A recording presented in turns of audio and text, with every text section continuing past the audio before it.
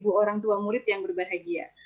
Pertama-tama marilah kita panjatkan puji dan syukur kehadirat Allah Subhanahu wa taala atas segala nikmat dan karunia-Nya sehingga kita bisa berkumpul dalam keadaan sehat walafiat pada pagi hari ini. Salawat serta salam tidak lupa kita sampaikan kepada junjungan kita Nabi besar Muhammad SAW yang selalu menjadi suri tauladan bagi kita dalam berbagai aspek kehidupan. Bapak Ibu, perkenalkan saya Ana Fitriani, dosen program studi Ilmu Gizi Fakultas Ilmu Kesehatan Universitas Muhammadiyah Profesor Dr. Hamka yang hari ini akan membantu acara hari ini. Terima kasih kami ucapkan kepada Bapak Ibu yang telah meluangkan waktu yang sangat berharga untuk mengikuti seminar pada pagi hari ini dengan judul Pendampingan Gizi Seimbang bagi Guru dan Orang Tua berbasis modul keseimbangan energi. Bapak Ibu, marilah bersama-sama kita buka acara ini dengan membaca basmalah bersama-sama. Bismillahirrahmanirrahim. Izinkan saya menyampaikan susunan acara kita pada pagi hari ini. Kita mulai dengan pembukaan, dilanjutkan dengan tilawah. Setelah itu ada sambutan dari Pak Ledung selaku Kepala Sekolah. Setelah itu kita adakan pretest, Bapak Ibu 5 menit saja pretestnya. Langsung masuk ke materi pertama oleh Ibu Imas Arumsari, kemudian post-test setelah pemaparan dari Ibu Imas. Kemudian lanjut materi kedua oleh saya sendiri dan Ibu Desi. Dilanjutkan dengan post-test dari materi yang kedua. Terakhir itu diskusi. Setelah diskusi, kita foto bersama dan ditutup dengan doa dan penutup. Ini saya. Selesai itu Bapak Ibu. Untuk menambah keberkahan acara ini, marilah kita sejenak mendengarkan lantunan ayat suci Al-Quran yang akan dibawakan oleh mahasiswa gizi semester 5 UHAMKA, yaitu Muhammad Abid Ridho. Kepada Muhammad Abid, dipersilahkan. Baik. Bismillahirrahmanirrahim. Assalamualaikum warahmatullahi wabarakatuh. Waalaikumsalam warahmatullahi wabarakatuh. A'udzu billahi minasy syaithanir rajim. Bismillahirrahmanirrahim. Ya ayyuhalladzina amanu idza qila lakum tafassahu fil majalis إذا قيل لكم تفسحوا في المجالس فافسحوا يفسح الله لكم وإذا قيل انشزوا فانشزوا يرفع الله الذين آمنوا منكم والذين أوتوا العلم درجات والله بما تعملون خبير صدق Allahul Azim. Dengan menyebut nama Allah yang Maha Pengasih lagi Maha Penyayang. Wahai orang-orang yang beriman, apabila dikatakan kepadamu berilah kelapangan di majelis-majelis, maka lapangkanlah. Niscaya Allah akan memberi kelapangan untukmu.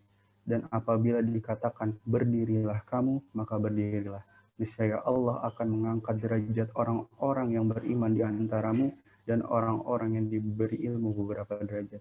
Dan Allah Maha teliti dengan apa yang kamu kerjakan. Maha benar Allah dengan segala firman-Nya. Terima kasih. Wassalamualaikum warahmatullahi wabarakatuh. Waalaikumsalam warahmatullahi wabarakatuh. Terima kasih Ananda Abid. Semoga yang melantunkan dan yang mendengarkan mendapatkan rahmat dari Allah Subhanahu wa taala. Bapak Ibu, kita menginjak acara selanjutnya. Marilah bersama-sama kita dengarkan sambutan dari Kepala Sekolah SMP 4 Muhammadiyah, Bapak Ledung Sutorno SPDMM. Kepada beliau dipersilahkan, Bapak. Bismillahirrahmanirrahim. Assalamualaikum warahmatullahi wabarakatuh.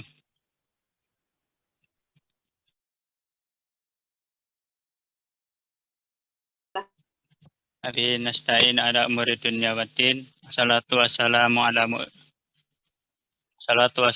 asrafil anbiya wal mursalin wa ala alihi wa ashabihi ajmain. Amma ba'du.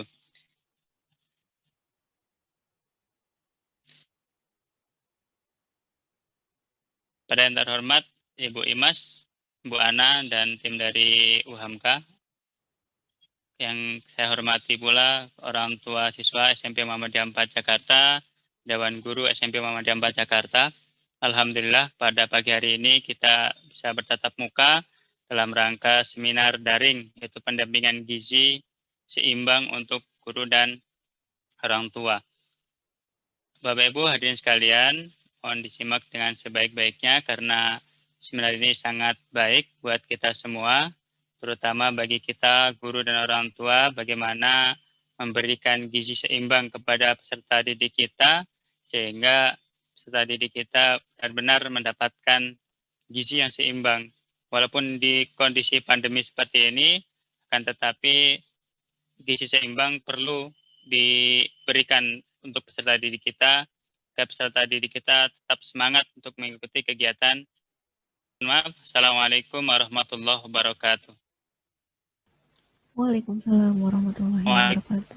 Waalaikumsalam warahmatullahi wabarakatuh. Sangat beruntung SMP 4 Muhammadiyah punya Pak Ledung ya, yang sangat concern dengan masalah gizi dan kesehatan. Oke, Bapak Ibu, ada pantun. Baik. Ke pasar Jumat beli sepatu, mereknya Bu Cherry. Untuk menghemat waktu, ayo kita langsung ke materi.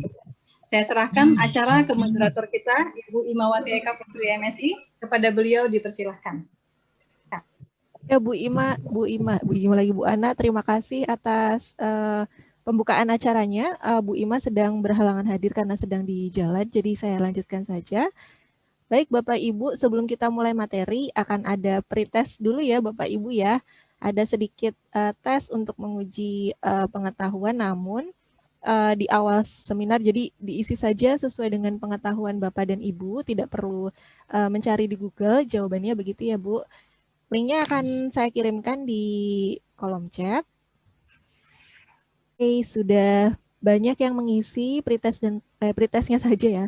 Untuk pretestnya, terima kasih atas kesediaan Bapak Ibu untuk mengklik dan mengisi pretest. Nanti kita akan sama-sama belajar. Kira-kira yang Ibu jawab atau Bapak jawab kira-kira betul atau tidak ya. Nah, kita akan mulai Bapak Ibu dengan materi yang pertama. Sudah siap?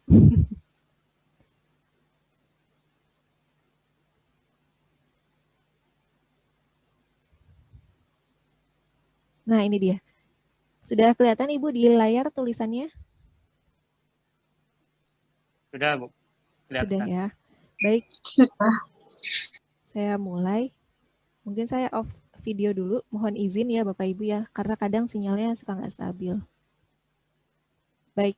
Bismillahirrahmanirrahim. Assalamualaikum warahmatullahi wabarakatuh. Waalaikumsalam warahmatullahi wabarakatuh. Baik. Bapak Ibu perkenalkan, saya adalah Imas Arumsari, saya dosen di program studi gizi di UHAMKA, letak kampusnya di Jakarta Selatan di Limau.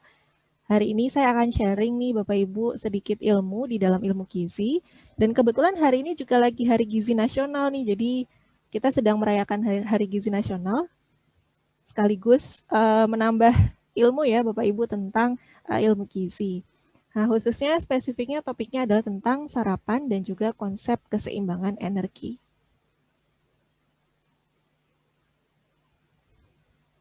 Nah, ini adalah subtopik dari presentasi saya. Pertama, kita akan pelajari dulu karakteristik fisik dan psikis pada remaja. Seperti yang Bapak, Ibu, dan juga guru-guru ketahui bahwa siswa SMP itu sudah masuk ke dalam kategori usia remaja Bapak Ibu. Jadi kita harus memahami betul bagaimana karakteristik fisik dan juga psikis mereka. Kemudian masuk ke dalam masalah makan yang umumnya terjadi pada remaja. Kemudian kita coba mengulik nih solusi yang ditawarkan oleh para ahli gizi dan juga pemerintah, yaitu gizi seimbang. Nah, gizi seimbang ini wilayah lingkupnya sangat luas Bapak Ibu. Jadi hari ini kita hanya akan spesifik kepada komponen gizi seimbang, yaitu tentang sarapan dan juga konsep keseimbangan energi. Baik, kita masuk ke topik yang pertama ya Bapak Ibu tentang karakteristik remaja. Jadi siapa saja sih yang disebut dalam kategori remaja? Usianya itu berapa tahun? Jadi remaja itu dibagi 3 nih Bapak Ibu. Ada yang disebut dengan remaja awal, remaja tengah, dan juga remaja akhir. Untuk remaja awal itu untuk usia 11 sampai 14 tahun. Jadi putra-putri Bapak Ibu dan juga para siswa dari Dewan Guru semua itu masuk ke dalam kategori ini, remaja awal.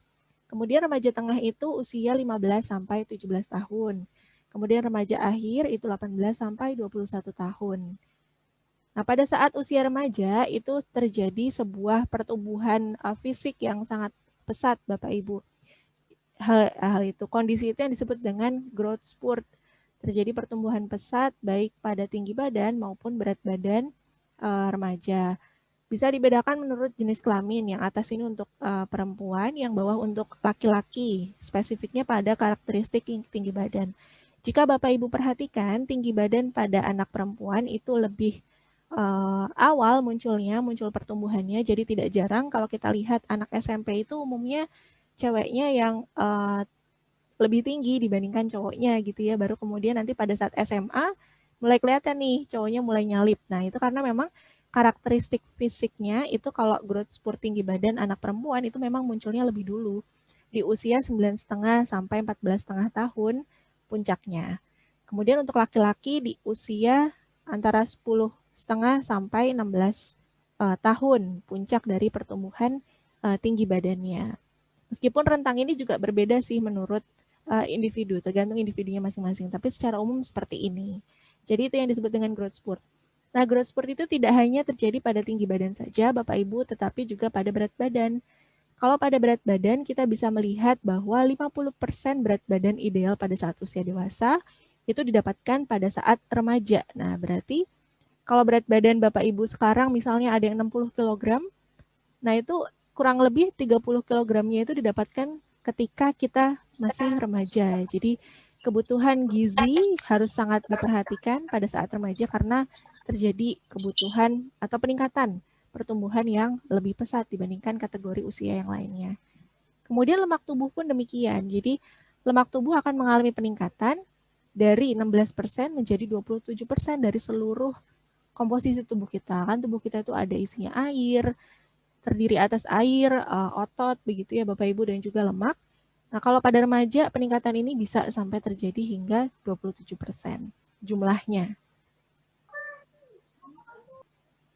Nah, kemudian selain karakteristik fisik, kita juga harus memahami karakteristik psikis yang juga memberi dampak kepada kebiasaan makan yang buruk nih pada remaja. Ada beberapa hal yang dari beberapa penelitian itu ditemukan menjadi perilaku yang spesifik terjadi pada remaja. Contohnya, kurang konsumsi air putih. Mungkin putra-putri Bapak Ibu ada yang sering mengkonsumsi boba atau jajan boba, begitu ya, hingga konsumsi air putihnya kurang karena mereka sudah bisa menghilangkan haus dari es yang dibeli, dari minuman-minuman yang dibeli. Kemudian melewatkan sarapan. Kemudian tingginya konsumsi fast food dan juga minimnya sayur buah. Fast food ini Bapak Ibu sudah sering sekali ya, atau dekat sekali dan sangat mudah dijangkaunya. Misalnya restoran-restoran fast food yang modern, seperti kalau saya boleh sebut merek, misalnya McDonald's, KFC, CFC, dan teman-temannya. Atau juga restoran fast food pinggir jalan, misalnya kayak sosis bakar, apalagi tuh, odeng dan semacamnya, mungkin kalau Bapak Ibu pernah mendengar. Nah itu menunjukkan betapa sangat mudahnya anak-anak kita menjangkau makanan yang fast food tersebut. Nah, kenapa fast food itu tidak memenuhi, ada beberapa kategori fast food makanannya ya, tidak memenuhi prinsip gizi seimbang, karena umumnya fast food itu tinggi lemak, tinggi natrium, dan juga minim sayur dan buah tentu saja ya Bapak Ibu, karena tidak ada sayur dan buah yang dikonsumsi saat kita mengkonsumsi fast food. Makanya ketika kita mengkonsumsi fast food, sebenarnya harusnya diimbangi begitu dengan konsumsi sayur dan buah juga. Gitu. Kemudian jajanan yang tidak sehat atau tinggi gula, garam, lemak. Tadi Bapak Ibu yang saya bilang boba cappuccino cincau misalnya. Nah, itu adalah jajanan yang tinggi gula. Dan juga lemak tadi, termasuk di dalamnya adalah fast food tadi yang sosis goreng, sosis bakar, dan teman-temannya. Nah, apa akibat dari kebiasaan makan yang buruk ini? Jika terjadi di jangka panjang, kebiasaan makan yang buruk pada remaja ini bisa berakibat kepada penurunan kualitas SDM, sumber daya manusia kita menjadi menurun kualitasnya, entah itu karena nanti penyakit tidak menular yang muncul di masa depan atau berkurangnya kemampuan kognitif atau kecerdasan. Nah, itu juga dipengaruhi oleh gizi ternyata Bapak Ibu. Kemudian status gizi dan juga munculnya penyakit tidak menular yang tadi saya sebutkan, contohnya penyakit jantung koroner, stroke, diabetes mellitus. Nah, kalau anak-anak ini sudah dibiasakan mengkonsumsi makanan yang tidak seimbang sejak remaja dan itu kebiasaannya berlanjut hingga dia dewasa, maka resiko ini menjadi lebih tinggi, Bapak Ibu.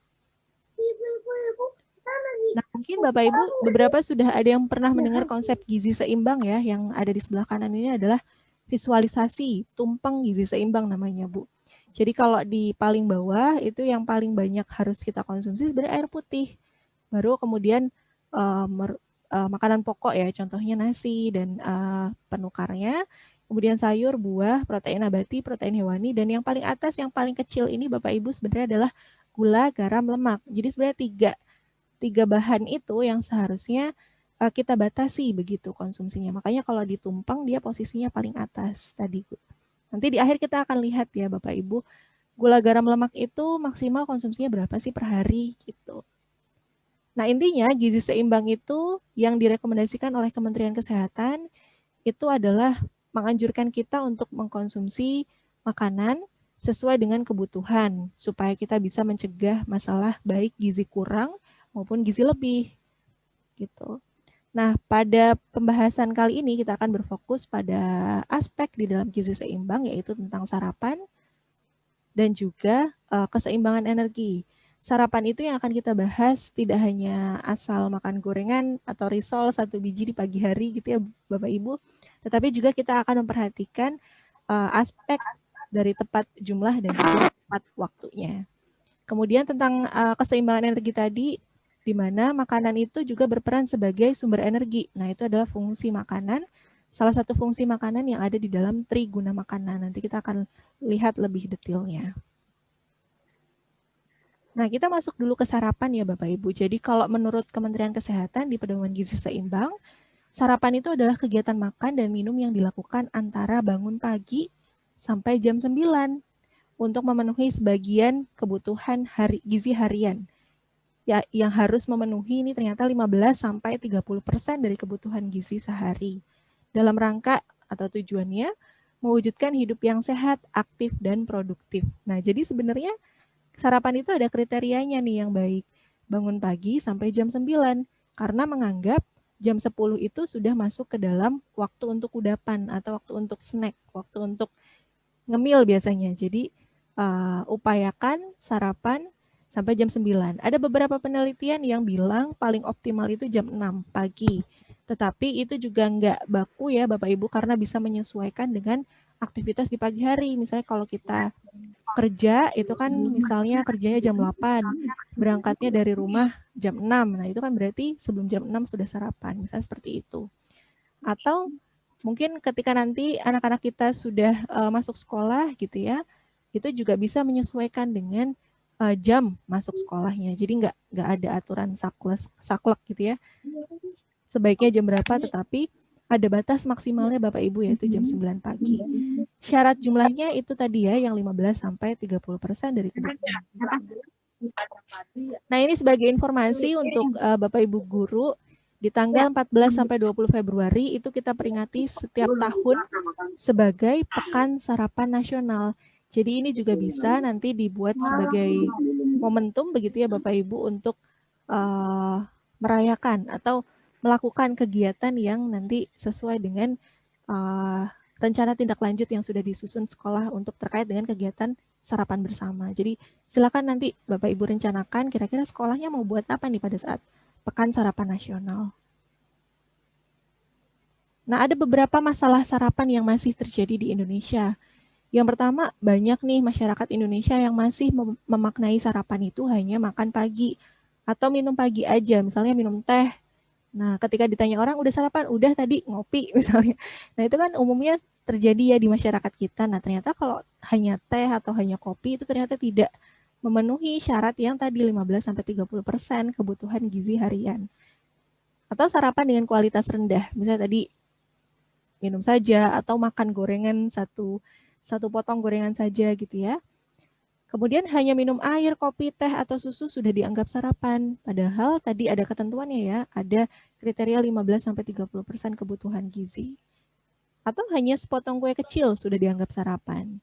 Atau misalnya anak-anak istirahat pada saat jam 10 pagi ya, misalnya pada saat sekolah, jam 10 pagi makan, bawa bekal dari rumah, kemudian dimakan jam 10, nah itu dianggap sebagai sarapan. Padahal tadi ada batasnya, sarapan itu jam 9. Karena begini Ibu dan Bapak, kalau kita tidur, itu kan kita tidur tuh kurang lebih 8 jam ya dalam satu hari. Jadi kita 8 jam tuh nggak makan apa-apa.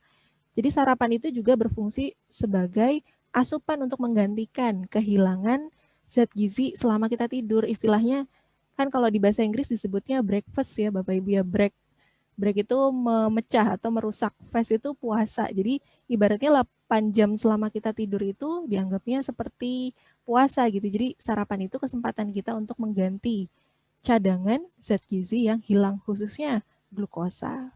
Jadi dikasih batas waktu gitu, jangan terlalu lama nanti pusing kepalanya. Kemudian manfaat sarapan. Nah, ada beberapa manfaat sarapan khususnya untuk siswa. Yang pertama, menyiapkan otak dan stamina untuk bisa memulai aktivitas. Kemudian meningkatkan stamina, konsentrasi, dan juga kenyamanan belajar. Di beberapa penelitian, Bapak Ibu, sarapan itu ternyata berpengaruh terhadap prestasi belajar. Karena kalau anak itu sarapan sebelum dia belajar, itu akan membantu konsentrasi selama di kelas menjadi lebih baik. Atau daya ingatnya menjadi lebih baik. Kemudian sarapan juga mencegah hipoglikemia. Hipoglikemia itu penurunan kadar gula yang terlalu ekstrim karena tadi puasa 8 jam ya. Kemudian pusing, loyo, kegemukan. Nah, ternyata sarapan itu juga mencegah anak kita mengalami kegemukan. Karena kalau anak tidak terbiasa sarapan, biasanya makan siang mereka balas dendam. Jajannya double gitu ya Bapak Ibu, nasinya 2 porsi. Ih, tadi kan saya nggak sarapan, jadi saya harus makan banyak. Nah, jumlah makan yang berlebihan dalam satu kali makan itu nanti akan memicu kenaikan jumlah makanan yang ingin dimakan pada periode makan yang selanjutnya. Misalnya kalau siang dia makan yang terlalu banyak, terlalu lahap bagus ya, jumlahnya terlalu banyak melebihi kebutuhan, itu nanti dia akan laparnya cepat gitu. Nanti jam 4 lapar lagi, terus dia makan lagi dengan jumlah banyak, dan begitu seterusnya setiap hari ritmenya seperti itu. Kalau dibiarkan terlalu lama, itu akan bisa memicu kegemukan atau bahkan obesitas gitu. Dan juga gangguan konsentrasi, karena tadi ya, dia kan memberikan cadangan glukosa, mensuplai glukosa yang hilang. Nah, glukosa itu salah satunya Bapak Ibu dimanfaatkan oleh otak kita untuk membantu berpikir, utamanya dalam proses belajar. Jadi biar nggak lemot gitu istilahnya. Kemudian anak memiliki kemampuan daya ingat yang baik, tentu tadi kaitannya dengan konsentrasi dan juga cadangan glukosa ya Bapak Ibu. Kemudian anak memiliki daya juang dan juga konsentrasi atau perhatian yang lebih baik. Jarang sakit karena sistem imun akan tumbuh dengan optimal, karena kan untuk membangun sistem imun kita butuh zat gizi ya. Contohnya protein, vitamin, mineral. Kemudian anak memiliki stamina dan juga disiplin yang baik. Tadi kaitannya dengan poin yang kedua juga gitu. Jadi ini adalah manfaat-manfaat dari sarapan. Nah, dari pola sarapan anak Indonesia, kita masih bisa melihat Bapak Ibu kalau ternyata anak-anak yang menunya lengkap mulai dari karbohidrat, lauk, sayur, buah, dan juga minum, itu hanya sekitar 0,61% aja dari seluruh anak-anak yang ada di Indonesia. Nah, ini kan berarti masih perlu ya dilakukan edukasi nih lebih lanjut kepada anak-anak Indonesia. Makanya dilakukanlah kegiatan ini salah satunya. Nah, tentang kebutuhan gizi. Tadi kan kita belajar kalau sarapan itu harus memenuhi 15-30% kebutuhan gizi ya Bapak Ibu. Nah, pertama kita harus tahu dulu nih kebutuhan gizi anak kita tuh berapa. Ibu bisa lihat di tabel yang ada di sini. Ini tabelnya didapatkan dari AKG 2019 atau angka kecukupan gizi yang direkomendasikan oleh pemerintah. Jadi kecukupan gizi itu bisa dilihat menurut usia ya Bapak Ibu. Dan jenis kelamin. Laki-laki, anak laki-laki atau remaja laki-laki usia 10-12 tahun, kebutuhannya itu sekitar 2000 kilokalori. Jadi perhatikan kotak yang berwarna biru, ini menunjukkan kebutuhan energi atau kecukupan energi untuk usia dan jenis kelamin tersebut. Kemudian 13-15 tahun, untuk anak laki-laki itu butuhnya 2400. Nah, kalau perempuan itu lebih rendah kebutuhannya Bapak Ibu secara umum ya. Perempuan itu 10 sampai 12 tahun butuhnya 1.900. Dan usia 13 sampai 15 tahun butuhnya 2050 kilokalori. Kalau kita hitung nih, berarti sarapan harus makan berapa? Harus memenuhi berapa ya? Kalau kita hitung 15 sampai 30% dari kebutuhan dari angka-angka ini ya Bapak Ibu, kita membutuhkan sekitar minimal sekitar 350 kilokalori. Nah, inilah yang harus dipenuhi oleh sarapan. Jadi, sarapan itu tidak hanya sekadar minum teh atau minum susu saja, tetapi juga ada hitung-hitungannya, ada hitung-hitungan angka kecukupan gizinya. Seperti ini gambarannya. Minimal sekitar 300-an kilokalori. Nah, kalau di pedoman gizi seimbang yang dimiliki sama Kemenkes, itu diturunkan dalam bentuk panduan yang lebih mudah dipahami oleh masyarakat. Jadi kalau bentuknya hitung-hitungan kayak tadi kan mungkin, aduh masa tiap makan saya harus ngitung sih. Nah, jangan khawatir Bapak Ibu. Pemerintah menurunkan konsep gizi seimbang tadi ke dalam isi piringku, yang artinya dalam satu kali makan setidaknya beginilah penampakan dari piring kita. Jadi kalau kita bagi nih piring kita jadi setengah, sebelah kiri nih lebih dari 2/3-nya, sekitar 2/3-nya itu untuk makanan pokok. Apa saja yang masuk ke dalam makanan pokok? Ada nasi, roti, umbi-umbian, kentang. Nah, seperti itu jagung ya. Itu adalah contoh makanan pokok. Kemudian sepertiganya untuk lauk pauk, gabungan dari lauk nabati. Lauk nabati contohnya tempe tahu, kemudian lauk hewani ikan, daging, ayam. Kemudian setengah yang kanannya untuk buah dan sayur. Sayurnya 2/3-nya. Sepertiganya adalah buah-buahan. Jadi ini lebih mudah ya dipahami oleh masyarakat. Oh, berarti kalau saya makan, dalam piring saya harus ada ini. Gitu. Nah, kalau kita adopsi isi piringku ke dalam porsi sarapan, kita bisa menggunakan patokan seperti ini contohnya. Misalnya untuk lauk ayam 60 gram atau telur 1 butir itu kandungannya 75 kilokalori. Sebetulnya belum termasuk minyaknya, tetapi ini bisa dijadikan hitungan kasar ya Bapak Ibu. Kemudian tempe tahu 1 potong 40 kilokalori. Jadi kita gabung nih untuk lauk pauk, baik itu dari hewan maupun dari tumbuhan, dari hewani maupun dari nabati. Kemudian untuk makanan pokok, kalau nasi 100 gram atau sekitar 1 centong kecil, kemudian roti putih 3 lembar, atau ya Bapak Ibu jangan dua-duanya, atau ini kan penggantinya, itu memiliki kandungan sekitar 175 kilokalori. Kemudian untuk buah, pisang atau apel 1 buah itu kira-kira 50 kilokalori. Kemudian untuk sayur, misalnya brokoli, kangkung, wortel, sawi 100 gram. 100 gram itu kira-kira 1 gelas belimbing Bapak Ibu. Itu kira-kira mengandung 25 kilokalori. Jadi kalau di total, hitung-hitungan kita itu kurang lebih mengandung 365 kilokalori. Oh, berarti sarapan saya harus makan ayam dan telur. Tidak harus Bapak Ibu. Jadi ada yang disebut dengan penukar. Kok nggak bisa diklik? Ada yang disebut dengan penukar. Nanti jadi di dalam edukasi yang kita lakukan hari ini akan dibuat sebuah modul atau buku panduan yang akan dimasukkan ayam 60 gram itu kira-kira setara dengan ikan berapa gram ya. Nah, nanti akan ada informasinya di situ yang disebut dengan penukar. Tapi ini hanya sebagai gambaran saja Bapak Ibu supaya Bapak Ibu dapat gambaran nih sarapan itu porsinya seberapa banyak. Kayak gitu. Nah, kemudian kita masuk ke topik yang kedua ya Bapak Ibu tentang keseimbangan energi. Nah, untuk keseimbangan energi ini akan kita mulai dengan pemutaran video. Mari disimak.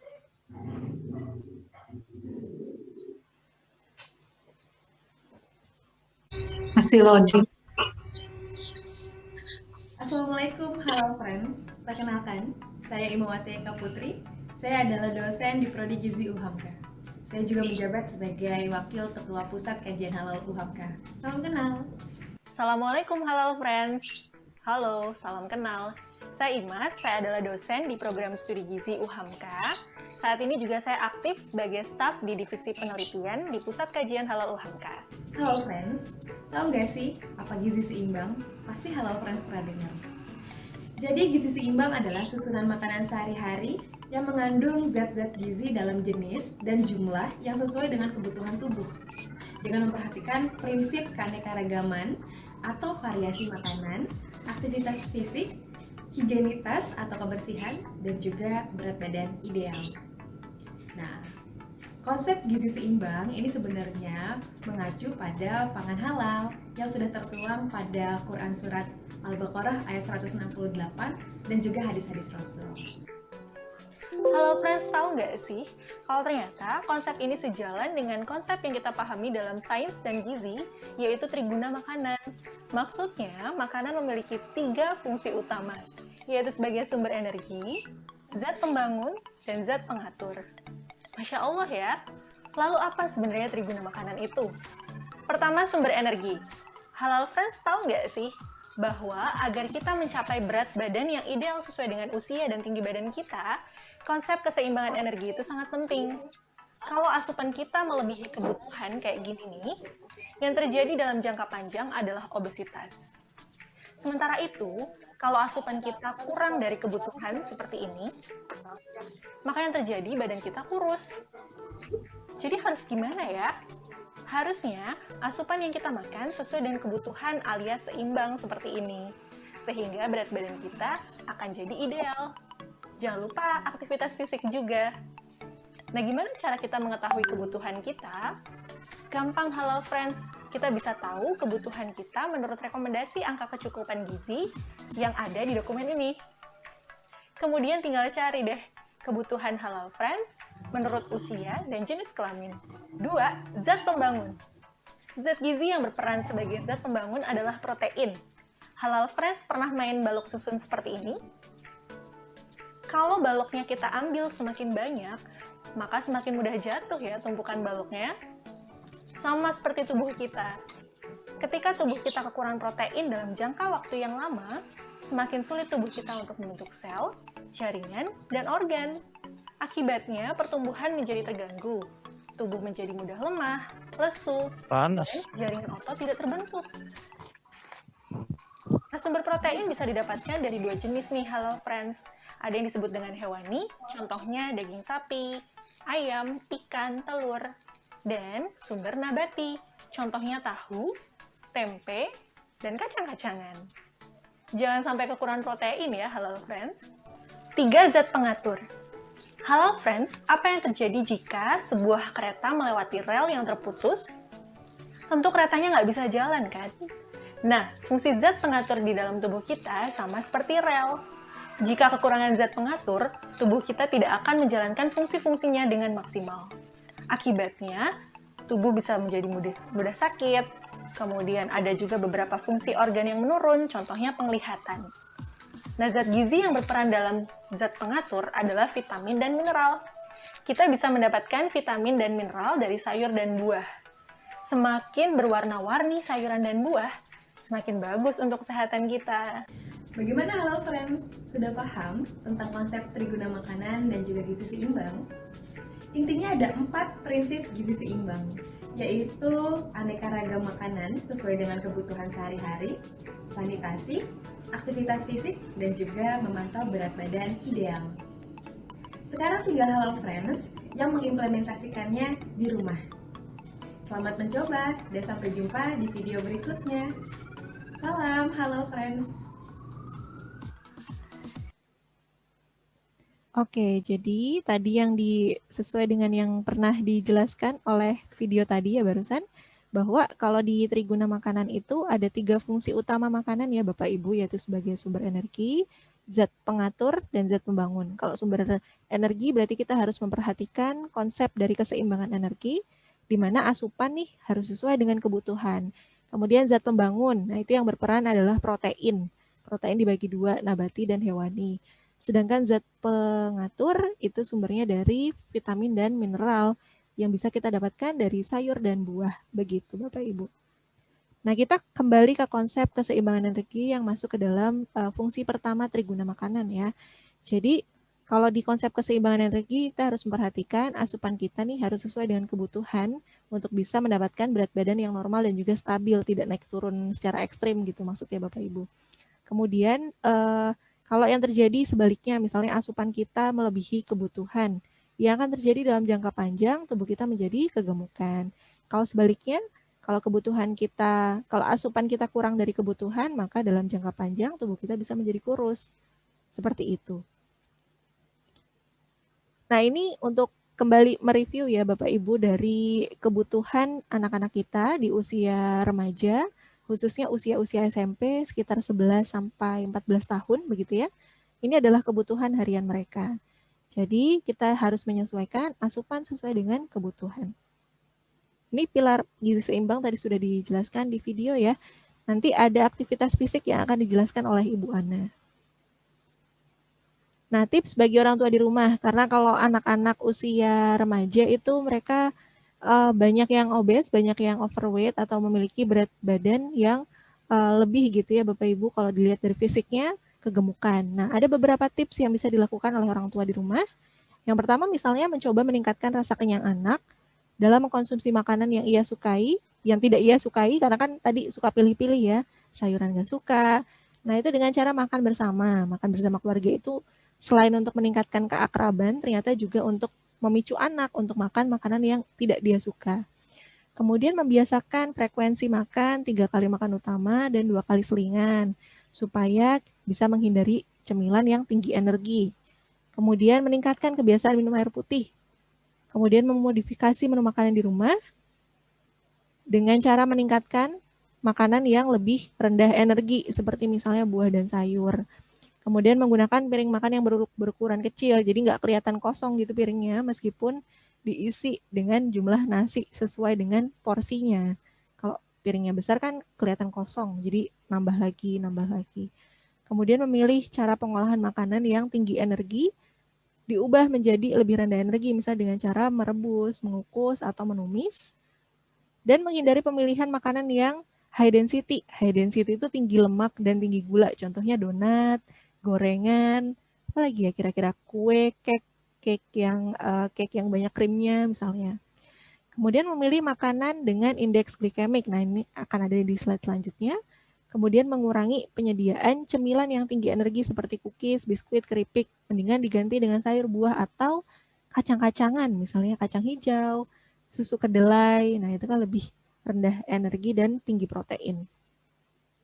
Nah, ini tadi yang tentang indeks glikemik, Bapak Ibu. Jadi kalau makanan yang tinggi indeks glikemik, itu biasanya tinggi gula sederhana ya. Jadi akan menyebabkan kenyang lebih cepat dan juga lapar lebih cepat. Kalau dia lapar lebih cepat kan berarti memicu kita untuk makan lebih banyak ya.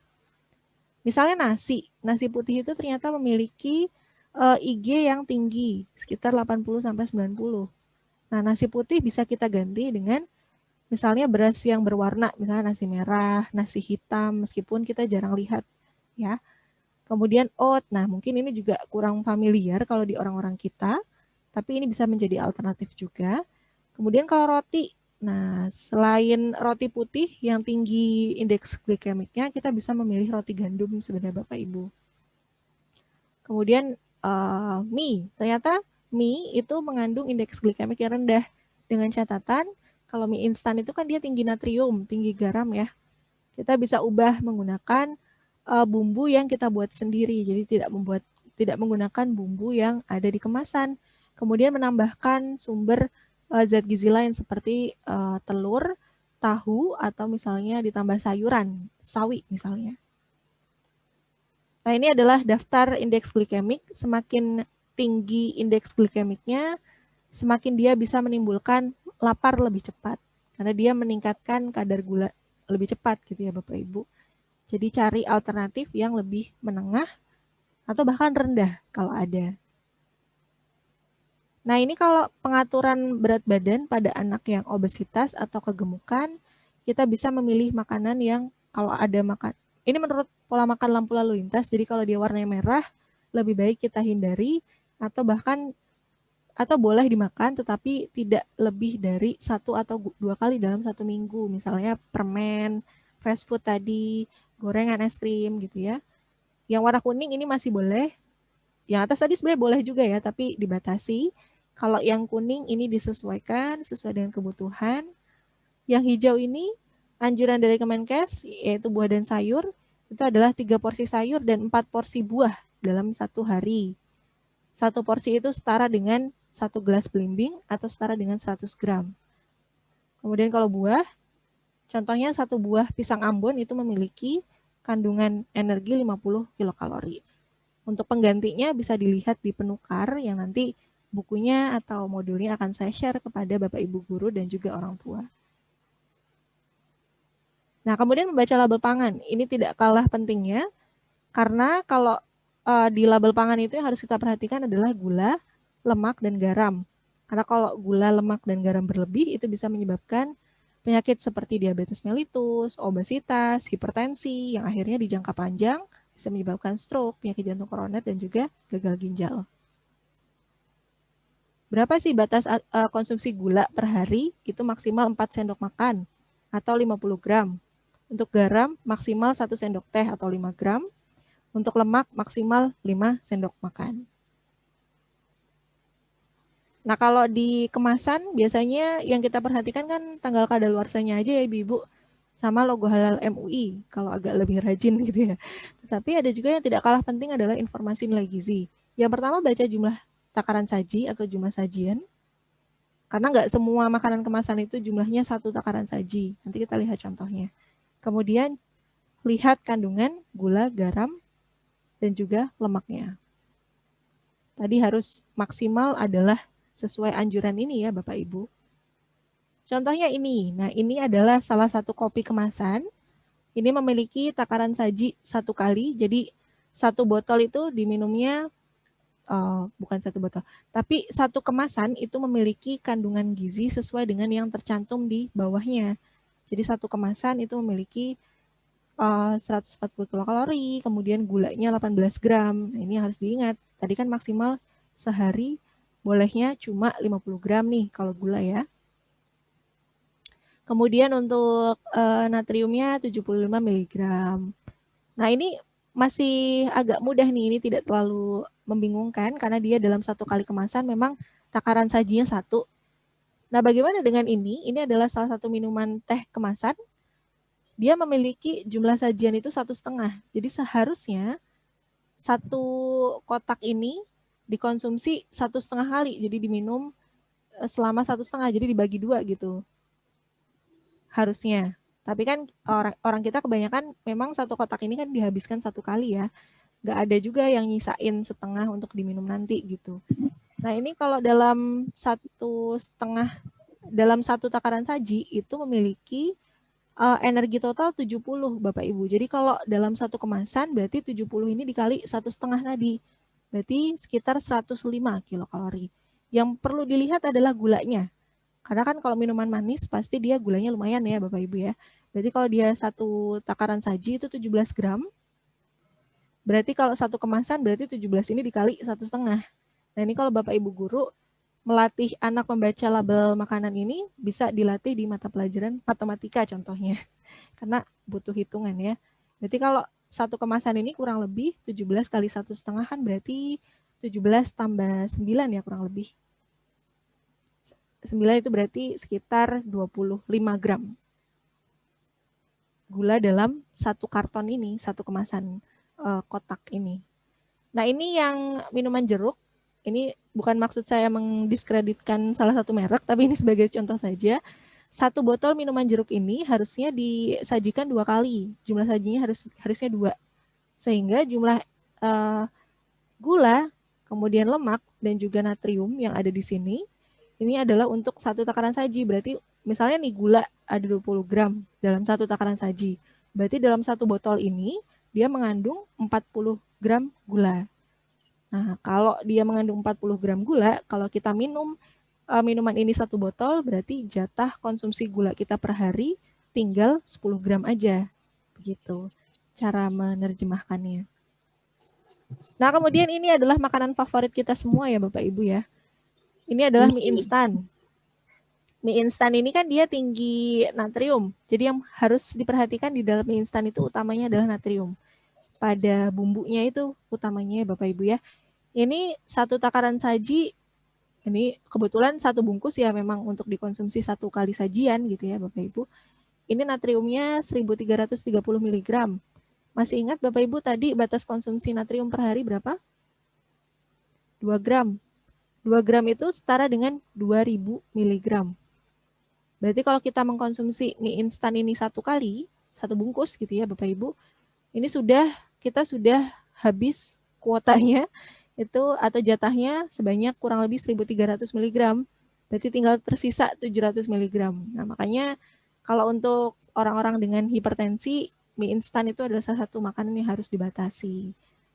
Atau boleh dikonsumsi tetapi bumbunya diganti dengan bumbu buatan sendiri. Kemudian ditambah dengan telur, sayur, tahu misalnya. Jadi Indomie yang ada di abang-abang warkop atau warmindo itu udah ideal sebenarnya Bapak Ibu karena udah ada sayur, telur, gitu ya.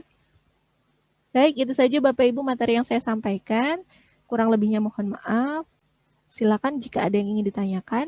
Saya membuka sesi diskusi. Assalamualaikum.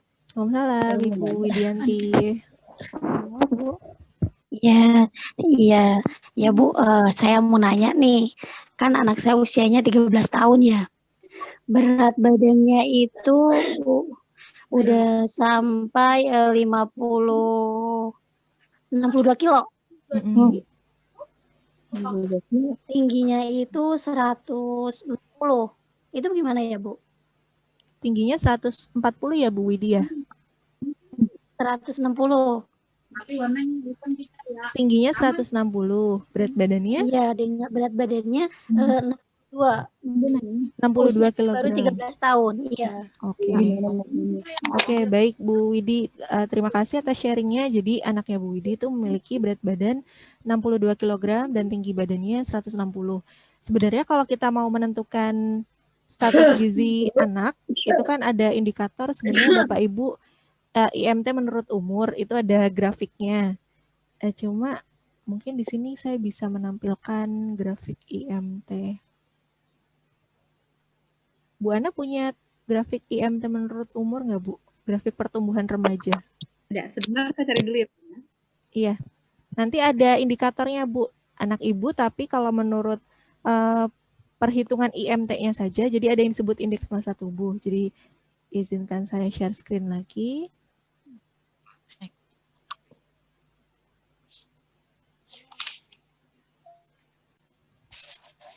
Nah, ini adalah draft buku sebenarnya ingin dibagikan kepada orang tua, tapi belum rapih outline-nya.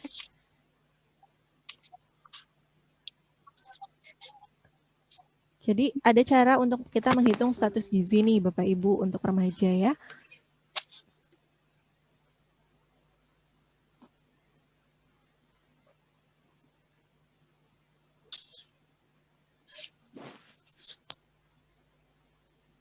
Namanya IMT menurut umur. Kalau untuk anak usia, ini sudah terlihat ya Ibu layarnya? Sudah ya. Kalau anak usia 5-18 tahun menentukan status gizi itu menggunakan IMT menurut umur. Jadi ada kategorinya nanti gizi kurang, gizi baik, gizi lebih, dan obesitas. Nah, untuk menghitung IMT ini, kita menghitungnya dengan cara mengkalkulasi berat badan dibagi dengan tinggi badan dikuadratkan. Berat badannya dalam kilogram, tinggi badannya dalam meter. Berarti kan tadi tinggi badannya 162 cm ya? 160. Oh, 160 cm. Itu kan berarti kurang lebih tuh 1,6 meter ya. Jadi tinggal dimasukkan ke rumus ini, Bapak Ibu. Berarti 62 berat badannya dibagi 1,6 dikuadratkan. Nah, tadi sudah dibantu dihitung sama Bu Ana. IMT-nya itu masih sebenarnya 24,2. Kalau secara kasar, ini masih dalam kategori ideal. Namun nanti kita perlu cek ya di kategori IMT menurut umur kalau Bu Ana sudah ketemu grafiknya. Jadi Ibu sudah tidak perlu khawatir. Tetapi mungkin memang secara fisik agak gemuk gitu ya Bu ya? Iya, agak gemuk. Agak gemuk. Iya. Nafsu makannya gimana Bu? Nafsu makannya banyak. Itu banyak bisa sampai 6 kali makan. Wah. 6 kali makan besar Bu, luar biasa. Iya. Alhamdulillah ya Bu ya. Alhamdulillah kalau anak gampang makan itu kalau waktu kecil kan sebenarnya ibu-ibu tuh seneng yang lihat anak kan nggak perlu dipaksa makan tapi dia mau gitu. Nah sebenarnya kalau anak itu punya kecenderungan makan yang terlalu berlebihan itu nanti bisa dibiasakan untuk menambah asupan sayur dan buah, Ibu Widi. Kemudian ditambah dengan aktivitas fisik atau olahraga. Nanti Bu Ana setelah ini akan lebih detail menjelaskan tentang aktivitas fisik ya. Karena anaknya punya kecenderungan untuk gemuk pada saat dewasa, dan saya rasa kalau dihitung di IMT menurut umur ini mungkin dia masih di batas garis hijau. Mungkin di sini para orang tua dan guru sudah familiar dengan KMS, kartu menuju sehat. Itu kan ada yang hijau, ada yang merah gitu ya Bapak Ibu. Sama IMT menurut umur yang tadi IMT menurut umur yang tadi saya jelaskan di awal. Kurang lebih memang mungkin anak ibu masih di kategori hijau. Tapi nanti perlu di cross check lagi sih. Tapi kalau dalam sehari itu frekuensi makannya sudah berlebihan, tadi kan yang dianjurkan 3 kali makan utama dan 2 kali selingan ya Ibu ya. Jadi kalau bisa dikurangi, terus diberlakukan tips yang tadi saya sarankan di awal tadi, yang makan bersama, kemudian menambah asupan sayur dan buah, begitu mungkin Bu Widi. Iya. Mungkin karena sekarang di rumah kali ya. Iya, itu juga menjadi salah satu. Usianya berapa Bu untuk anaknya? 13 tahun. 13 tahun ya, oke. 13 tahun. Nanti kita akan bantu cekkan di IMT menurut umur. Atau sudah ketemu Bu Ana? Belum ya? Ya, ini kalau untuk 13 tahun, Mas, 24 itu sudah kategori 2 standar deviasi, sudah batas mau merah ya, mau berlebihan. Oh, sudah merah ternyata Bu. Oh, udah merah ya, berarti harus dini lagi ya. Iya, jadi soalnya itu, makannya karena di rumah terus ya bisa dari pagi sampai zuhur udah 3 kali makan. Iya, jadi itu bedanya orang dewasa dengan anak-anak, Ibu. Tadi kan orang dewasa kita bisa menghitung pakai IMT aja. Kalau untuk anak remaja, kita harus pakai IMT menurut umur yang tadi kata Bu Ana sudah dikonfirmasi, ternyata sudah masuk ke zona merah. Begitu, jadi nanti diatur mungkin frekuensi makannya dan juga diajak untuk olahraga. Nanti Bu Ana akan jelaskan lebih lanjut tentang olahraga untuk remaja, gitu. Gitu ya Bu Widi ya. Baik, terima kasih. Terima kasih Bimas dan Bu Ana. Iya. Jawabannya. Iya, baik. Karena terbatasnya waktu. Ya, Assalamualaikum. Waalaikumsalam. Setelah ini kita post test dulu ya Bapak Ibu untuk lanjut ke materi yang kedua. Kita akan post test, linknya akan saya kirimkan di chat.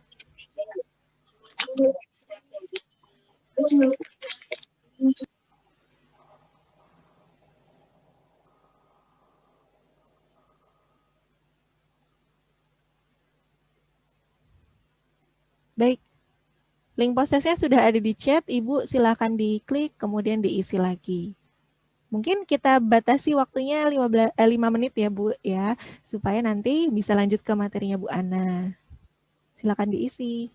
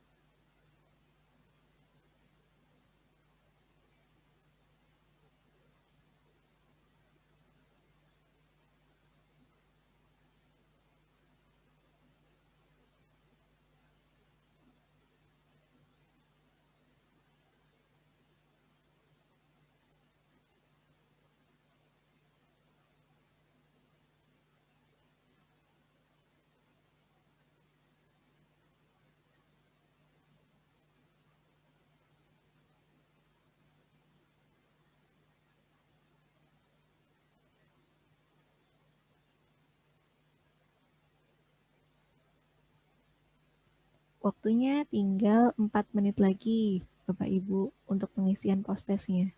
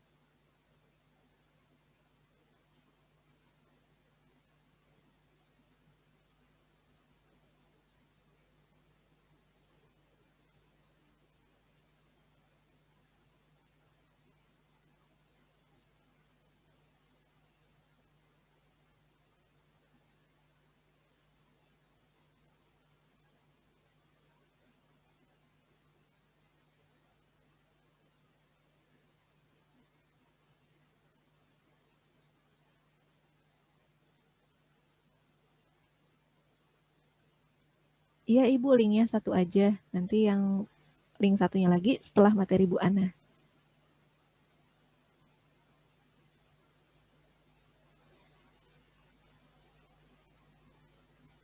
Baik, 2 menit lagi Bapak Ibu pengisiannya.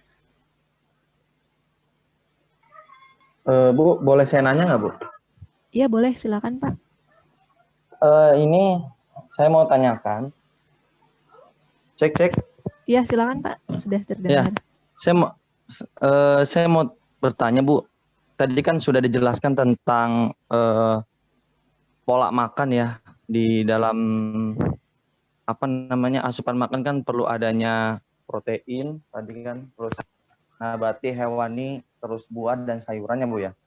Iya betul. Nah, yang saya mau tanyakan bagaimana, Bu, apabila anak tidak suka sayur, untuk memenuhi asupan itu apakah ada penggantinya atau bagaimana, Bu, kira-kira? Baik, untuk sayur Pak, sebenarnya pengganti sayur itu tidak ada, cuma jenis sayurnya mungkin bisa disiasati. Karena biasanya kalau anak-anak milih sayur itu karena dari kecil itu dibiasakan satu jenis makanan biasanya ya. Tapi sayur itu bisa ada banyak penggantinya. Misalnya nggak suka jenis sayur tertentu mungkin bisa diganti.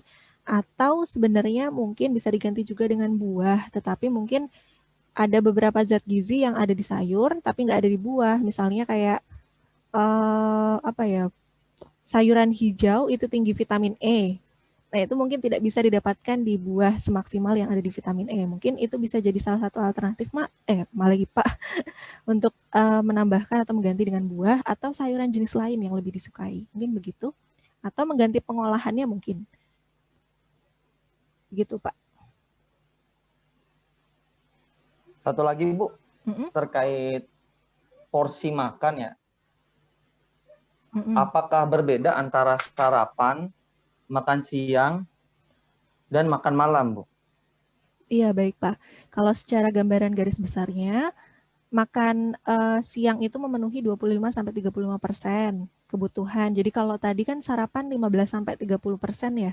Jadi mungkin sekitar 1,5 kalinya, kasarnya seperti itu. Nanti detailnya akan saya berikan di materi yang di buku nanti, Pak. Kemudian untuk makan malam tuh nggak jauh beda dengan makan siang jumlahnya. Sekitar, nanti mungkin Bu Ana bisa koreksi ya, sekitar 30% dari kebutuhan. Jadi kalau makan siang sekitar 1,5 sampai 2 kalinya sarapan, kalau makan malam 1,5 kalinya. Seperti itu Pak, kurang lebih. Terima kasih, Bu. Iya, sama-sama Bapak. Baik, untuk pengisian post-test sudah selesai Bapak dan Ibu waktunya ya. Kita akan lanjutkan ke materi yang pertama. Mungkin nanti ada yang bertanya di chat, nanti akan saya jawab via chat. Silakan Bu Ana, bisa dilanjutkan. Baik, Assalamualaikum warahmatullahi wabarakatuh. Waalaikumsalam warahmatullahi wabarakatuh. Ya, Bapak Ibu, saya izin share screen untuk materi yang kedua. Masih semangat Bapak Ibu ya? Sudah jam 11, waktu saya juga coba 20 menit untuk menyampaikan, mudah-mudahan bisa tepat waktu dan tidak molor ya. Oke, kalau tadi Bu Imas menyinggung bagaimana cara memasukkan makanan yang seimbang. Nah, sekarang saya kebalikannya, Bu. Saya mau kasih tahu cara atau share cara-cara bagaimana mengeluarkannya. Tadi kalau yang Bu Imas ajarkan tadi, cara memasukkan energi dari makanan. Sekarang yang mau saya share adalah cara mengeluarkan energi. Kadang biasanya kalau masukin energi gampang ya Bu. Kalau untuk makan paling jago deh biasanya kita ya. Tapi kalau kita suruh olahraga, aduh.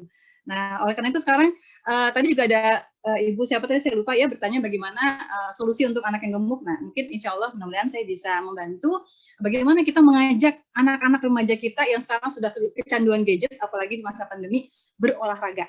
Ternyata itu bisa dilakukan di rumah dan bahkan bisa dilakukan di atas tempat tidur Bapak Ibu. Oke ya, kita mulai saja. Nah, mungkin pendahuluan dulu. Nah, ini situasi kita sekarang saat ini kurang lebih seperti ini Bapak Ibu. Di tahun 2013, anak yang tidak aktif lebih dari separuh. Tidak aktif itu adalah berarti anak-anak kita aktivitasnya kurang dari anjuran. Nanti kita lihat anjurannya harusnya berapa menit sehari. Tahun 2016 ini meningkat tajam. Hampir seluruhnya 86% anak-anak kita ini tidak aktif di Jakarta ya Bapak Ibu ya.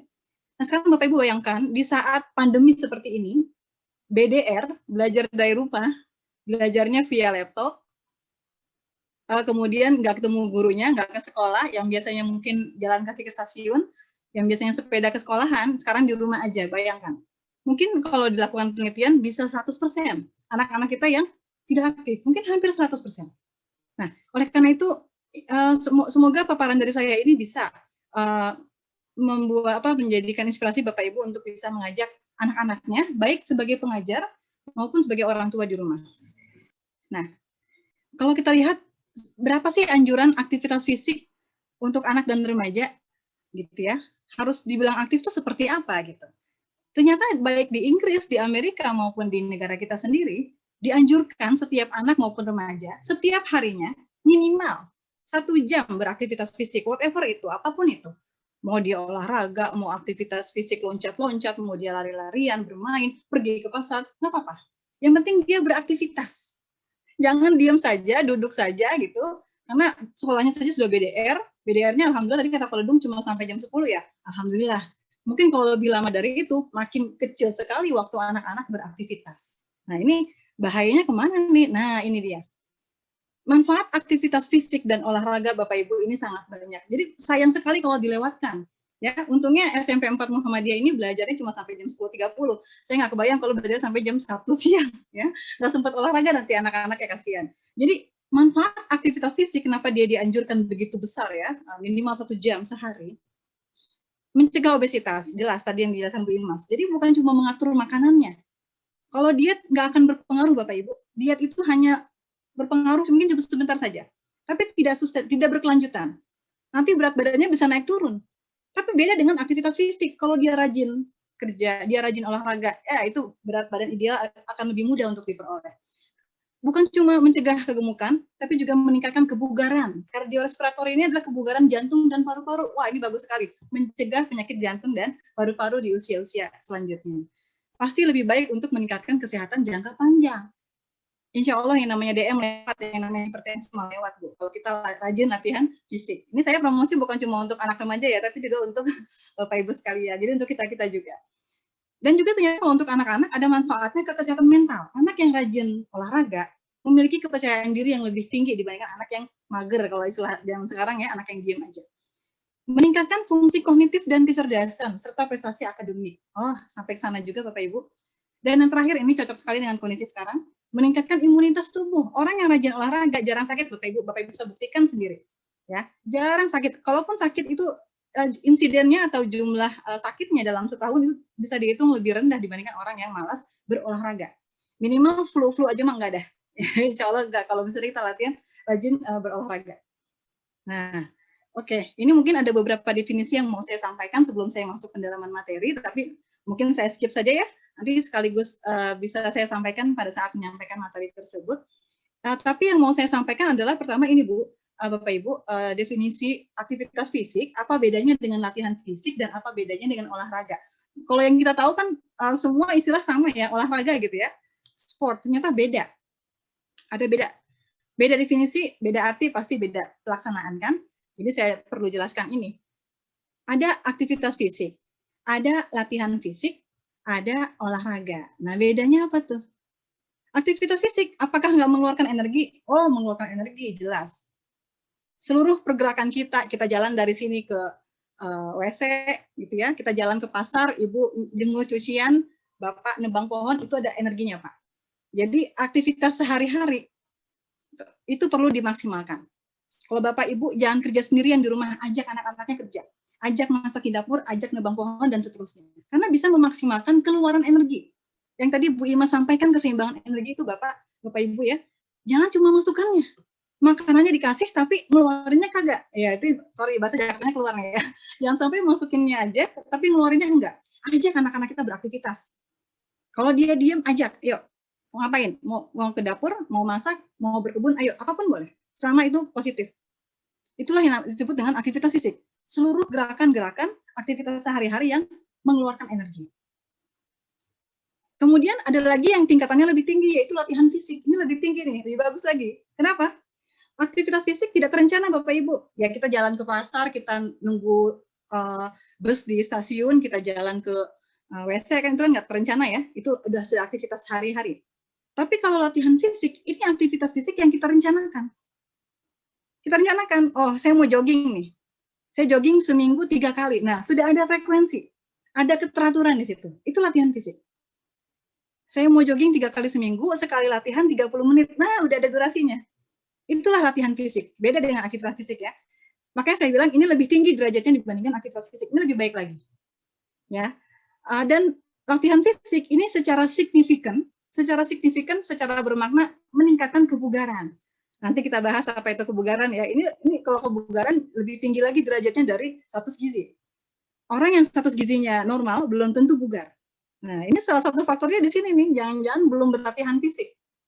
Nah, oke, itu latihan fisik ya. Yang ketiga yang paling tinggi derajatnya olahraga. Nah, kalau olahraga ini adalah khusus untuk atlet memang, karena tujuan dia latihan fisik bukan cuma untuk kebugaran, tapi untuk kompetisi, untuk memenangkan prestasi.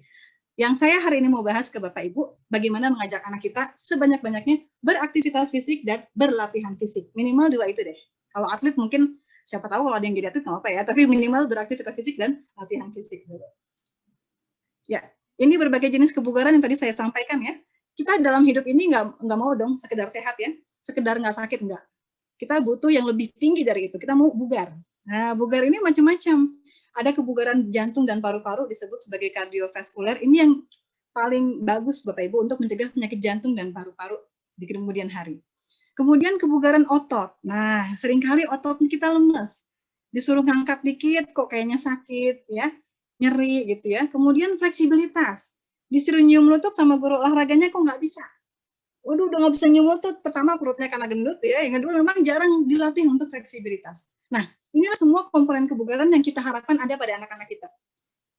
Nah, definisi berikutnya ada tentang kalori. Saya skip saja, nanti kita bahas di bagian kalori. Ini juga saya skip saja Bapak Ibu ya, saya lewat saja. Nah, kita langsung masuk ke pendalaman terkait aktivitas fisik dan latihan fisik. Nah, tujuan aktivitas fisik tadi ya, aktivitas fisik semua gerakan yang mengeluarkan energi. Ada energinya. Bapak jalan ke pasar, ada energinya. Ibu motong bawang, ada energi yang keluar.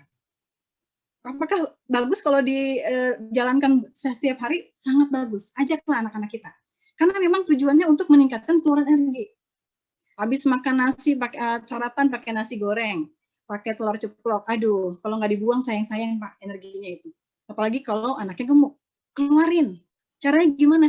Maksimalkan aktivitas fisiknya. Pagi-pagi sebelum sarapan ngapain? Bersihin tempat tidur misalnya ya. Setelah itu bantu ibunya masak, cuci piring, itu lumayan. Ada kalori-kalorinya. Nanti kita lihat. Ya. Karena memang aktivitas fisik ini bisa menjaga berat badan yang ideal. Kalau dilakukan sesering mungkin, sebanyak mungkin. Ada lift, ada tangga, naik tangga aja, jangan naik lift. Ya, kadang kita lebih mager orang ini, lebih milih lift dibandingkan naik tangga. Padahal naik tangga itu lumayan sekali membakar kalori. Bisa membuang kalori dari satu mangkuk nasi putih. Nah, prinsip aktivitas fisik bagaimana? Maksimalkan seluruh waktu luang. Nah, ini saya rasa di masa pandemi ini untuk anak-anak kita, anak remaja pasti lebih banyak waktu luang. Ini perlu dimaksimalkan. Bapak Ibu jangan sampai kecolongan. Seringkali mereka di waktu luang setelah belajar langsung ambil HP. Nah, itu harus buru-buru ambil HP-nya, kasih batasan waktu. Harus disiplin di sini. Oke, kita masuk ke jenis-jenis aktivitas fisik. Apa saja sih jenis-jenis aktivitas fisik yang bisa kita anjurkan ke anak-anak dan remaja? Seluruh kegiatan Bapak Ibu. Mulai dari aktivitas sehari-hari, menyapu, berkebun, naik turun tangga, jalan ke pasar, jalan ke sekolah, maupun aktivitas rekreasi. Outbound, nanem-nanem. Jadi kalau bisa kita kasih reward ke anak-anak kita tuh jangan lagi makan Bapak Ibu. Nah, kamu kalau ranking 1, Bapak kasih Burger King ya, jangan. Ya. Nah, kamu kalau ranking 1, Bapak ajak mancing yuk. Bapak ajak outbound yuk. Bapak ajak rekreasi, nanam pohon. Nah, itu lebih baik Bapak Ibu. Jangan lagi jadikan makanan sebagai reward atau hadiah. Jadikanlah aktivitas fisik yang menyenangkan menjadi hadiahnya. Hadiahkan sepeda, itu lebih baik dibandingkan hadiahnya burger blenger misalnya gitu ya. Kemudian ini permainan tradisional yang sudah kita lupakan perlu dihidupkan lagi nih. Sekolah kalau bisa punya egrang, punya tali tali ini ya. Kemudian banyak tadi ada lobang ya, ada egrang, ada. Ini perlu diperkaya lagi di rumah maupun sekolah. Kan murah-murah kalau permainan tradisional ya, kadang bisa modal bikin sendiri pakai kayu sama bahan bekas gitu. Kemudian hobi-hobi anak kita yang aktif nih jangan dilarang-larang Bapak Ibu. Kalau memang mereka rajin suka main skateboard, suka main aerobik, kemudian suka berenang, ayo kita dorong. Itu hobi yang sangat baik untuk meningkatkan keluaran energi. Nah, sedangkan aktivitas sedenter, aktivitas bermalas-malasan, ini bukan aktivitas yang dianjurkan. Ya, aktivitas fisik kan membantu meningkatkan pengeluaran energi ya. Apa yang kita makan kita keluarkan gitu. Tapi kalau aktivitas anak-anak kita cuma di depan layar, sudah BDR-nya sampai jam 10.30, sampai nunggu zuhurnya dia main gadget, ya selalu sayang ya, banyak kalori yang tidak dibuang. Padahal tadi pagi sarapannya nasi goreng, ya nasi gorengnya minumnya boba lagi. Sudah 500 kalori masuk, tapi nggak dikeluarkan, sayang. Akhirnya numpuk jadi lemak, seperti masalah yang tadi ada yang ibu yang diskusikan tadi ya. Nah gitu, ya. Biasanya masa-masa kritis anak Bu, itu setelah pulang sekolah Bu, itu masa-masa kritis. Mereka minta main gadget. Bapak Ibu kita harus disiplin, harus ada pengaturan waktu, dibatasi aktivitas tersebut maksimal 2 jam ya setiap hari begitu. Kalau BDR-nya sudah sampai jam 10.30 ya mungkin aktivitas di depan layarnya mungkin dibatasi jangan lebih dari 2 jam gitu ya. Sisanya supaya mereka bisa berolahraga.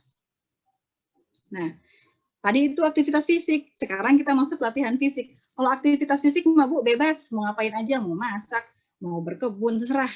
Anak-anak kita itu fitrahnya bergerak Bu. Kadang kitanya atau kadang sistem kitanya yang menghalangi mereka untuk bergerak. Kita kembalikan mereka pada fitrahnya. Mau ngapain, mau main, silahkan. Yang penting kita awasi keamanannya. Gitu. Nah, sekarang latihan fisik nih. Mungkin di sekolah sudah diajarkan di guru olahraganya. Tapi kan namanya PJOK biasanya kan seminggu cuma sekali, Bu. Anak-anak kan banyak kan di rumah, Bu. Nah, Bapak Ibu harus tahu, harus bisa menyampaikan juga. Latihan fisik itu nggak cukup sekali doang di sekolah. Kalau bisa minimal nih 3 kali seminggu. Dilanjutin lagi di rumah. Bikin rencana latihan. Nah, memang latihan fisik ini tujuannya memang bukan cuma untuk mengeluarkan energi.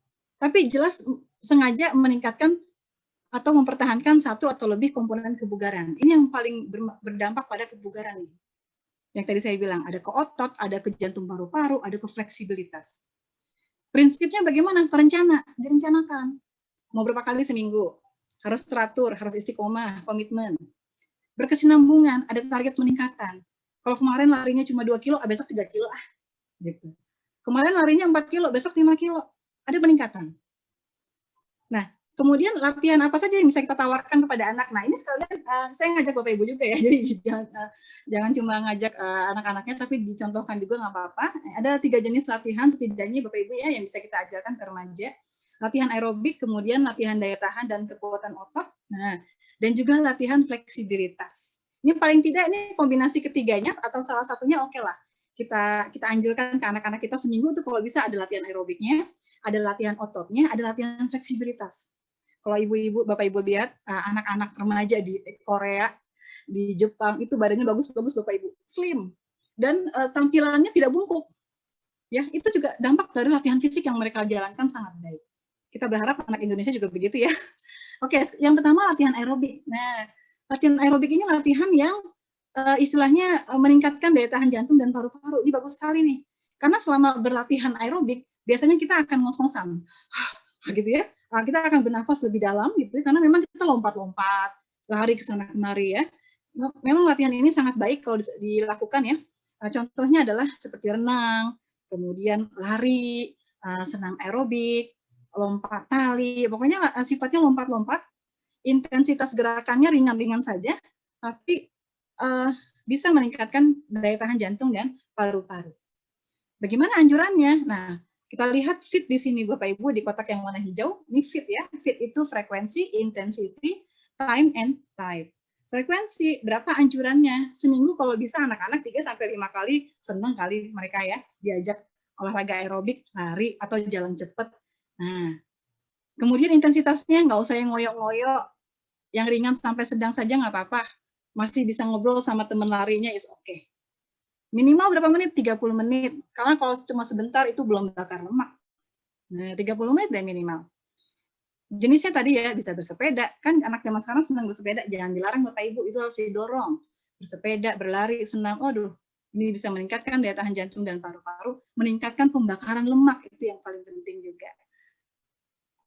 Kemudian latihan aerobik ini, Bisa juga dalam bentuk jalan cepat, Bapak Ibu. Anjuran jalan cepat itu, kalau cuma 5.000, ini sehari ya, 5.000 langkah sehari, ini belum dikatakan aktif. Ya, 5.000 sampai 7.500 ini masih low aktif ya, kurang aktif lah. 7.500 langkah sampai 9.000 langkah ini juga cukup aktif. Nah, dikatakan aktif kalau kita bisa melakukan langkah 10.000 langkah sehari minimal. Apakah saya harus melangkah terus? Ya enggak juga. Salah satu indikatornya dinilai dari jumlah langkah. Nah, kalau untuk lari, nah ini bisa saya berikan contoh rencana lari nih dalam seminggu. Ya, hari Senin 20 menit dulu lari. Larinya semenit, jalannya semenit. Hari Selasa 1 mil atau 2 kilo. Ya. Rabu libur dulu nggak apa-apa. Hari Kamis lanjut lagi 20 menit. Jumat juga lanjut lagi 10 menit. Hari Sabtu libur dulu nggak apa-apa. Minggu banyakin. Minggu kan libur. Nah, kalau bisa lebih jauh di hari Minggu. Kita bisa rancang, Bu. Karena latihan fisik itu harus dirancang. Harus teratur. Jangan cuma jalannya besok ke ini, ke Car Free Day. Habis dari Car Free Day-nya nggak seberapa, cuma 15 menit jalan, pulangnya beli boba. Lah, itu bukan olahraga namanya. Latihan fisik itu harus teratur. Dirancang. Mau apa? Mau berapa kali sehari, berapa kali seminggu, dan berapa menit. Nah, itu harus teratur. Nah, yang kedua, latihan otot. Nah, ini nih, kadang kita suka lupa. Ini penting juga untuk anak-anak apalagi. Laki-laki maupun perempuan yang punya otot yang bagus, ini kesehatan jangka panjangnya juga bagus, Bapak Ibu. Latihan otot beda dengan latihan aerobik. Nah, jenis-jenisnya mungkin Bapak Ibu pernah lihat ya. Ada squat jump. Squat jump itu melatih otot kaki. Kalau dulu orang tua kita atau guru kita sering menghukum kita kalau kita telat ya. Kamu telat, kamu squat jump 10 kali. Nah, itu saya rasa bagus ya. Bagus sekali itu. Jadi diminta squat jump 10 kali, padahal itu sebenarnya bagus untuk meningkatkan daya tahan otot bagian kaki, paha. Ini kenceng Bapak Ibu kalau squat jump, rajin. Kemudian ini ada untuk latihan perut. Contohnya ada slow ab bike ya. Kita minta mereka untuk seolah-olah mengayuh sepeda di atas kasur. Ini bisa dilakukan di atas kasur Bapak Ibu. Jadi sudah tidak ada alasan lagi sekarang kita. Di rumah bisa, di atas kasur pun bisa. Yang mau ngeculin perut silahkan, sudah ada di YouTube itu banyak sekali video-video ya untuk latihan otot ya.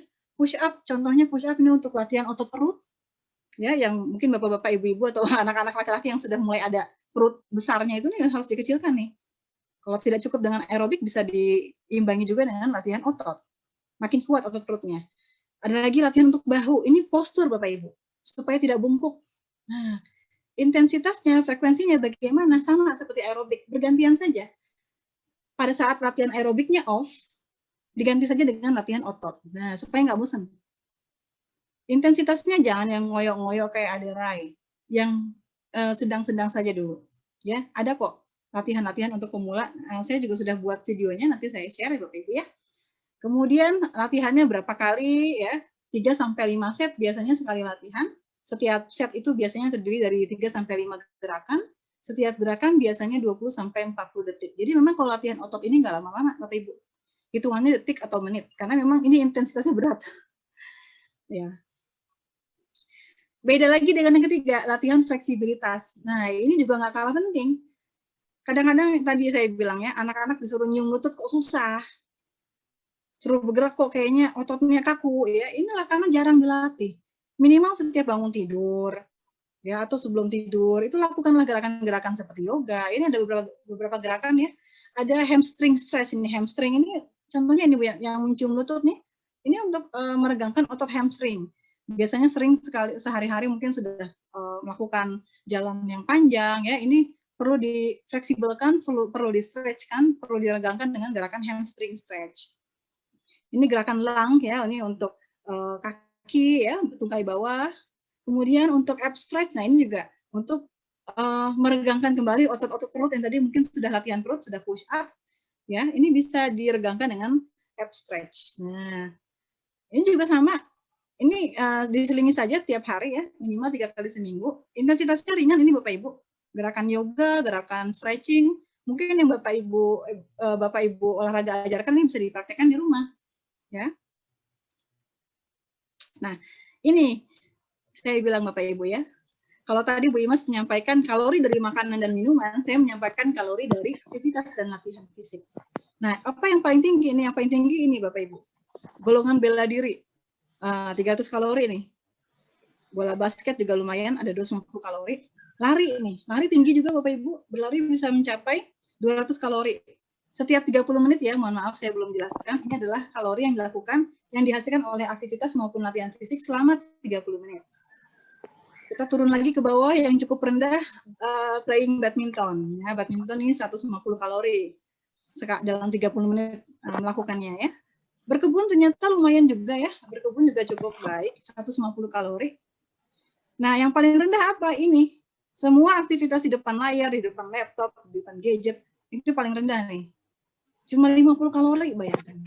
Ya, artinya memang tidak cukup kita hanya di depan layar saja, harus bergerak Bapak Ibu. Ya. Kalau dilihat dari pengeluaran energi, kita lihat latihan fisik ini jauh lebih tinggi ya, pengeluaran energinya ya, dibandingkan aktivitas fisik. Nah, tadi yang dibilang Bu Imas, bagaimana aktivitas fisik itu bisa mencegah kegemukan. Nah ini salah satu contoh Bapak Ibu, bagaimana kita menyeimbangkan kalori dari makanan dengan kalori yang kita keluarkan lewat olahraga tadi ya. Kalau kita, contohnya nih Bapak Ibu, kita makan pizza pepperoni yang atasnya sosis. Nah, kalau kita makan 2 potong pizza, berapa harga yang harus kita bayar? Bukan harga duitnya ya. Kadang kita mikirin harga duitnya aja. Kita pikirin juga harga yang harus kita keluarkan. Dalam arti energi yang harus kita keluarkan.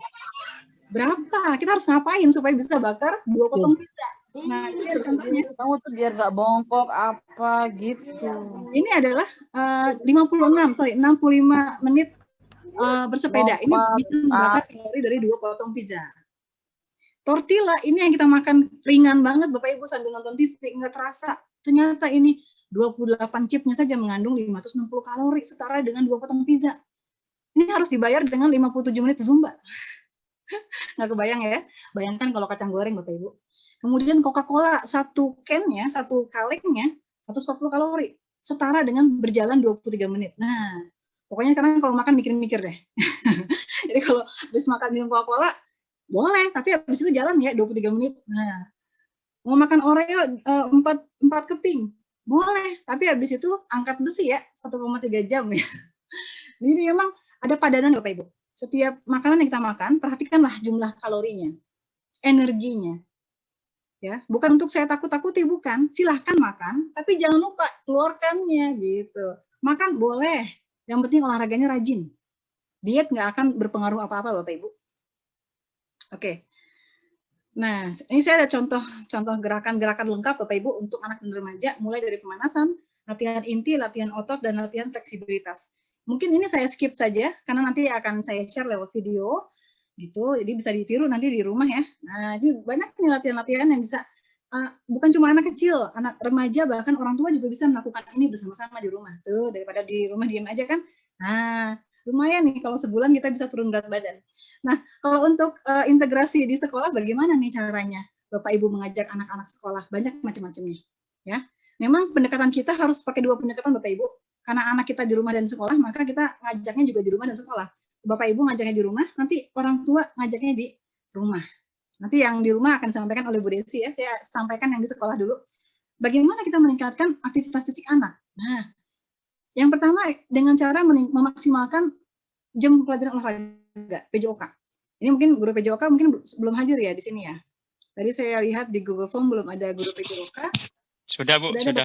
Oh, sudah ya. Nanti Bu. Sudah. Nah ini, intinya adalah guru PJOK di sini. Bapak guru PJOK nanti yang bertugas sebagai pusat mendeliver atau share ilmu-ilmu apa saja yang harus dilakukan oleh anak-anak dalam seminggu. Nah ini bagus sekali. Ini bisa share ke guru-guru yang lain gerakan apa saja sih yang kira-kira mudah dilakukan oleh remaja selama belajar begitu ya.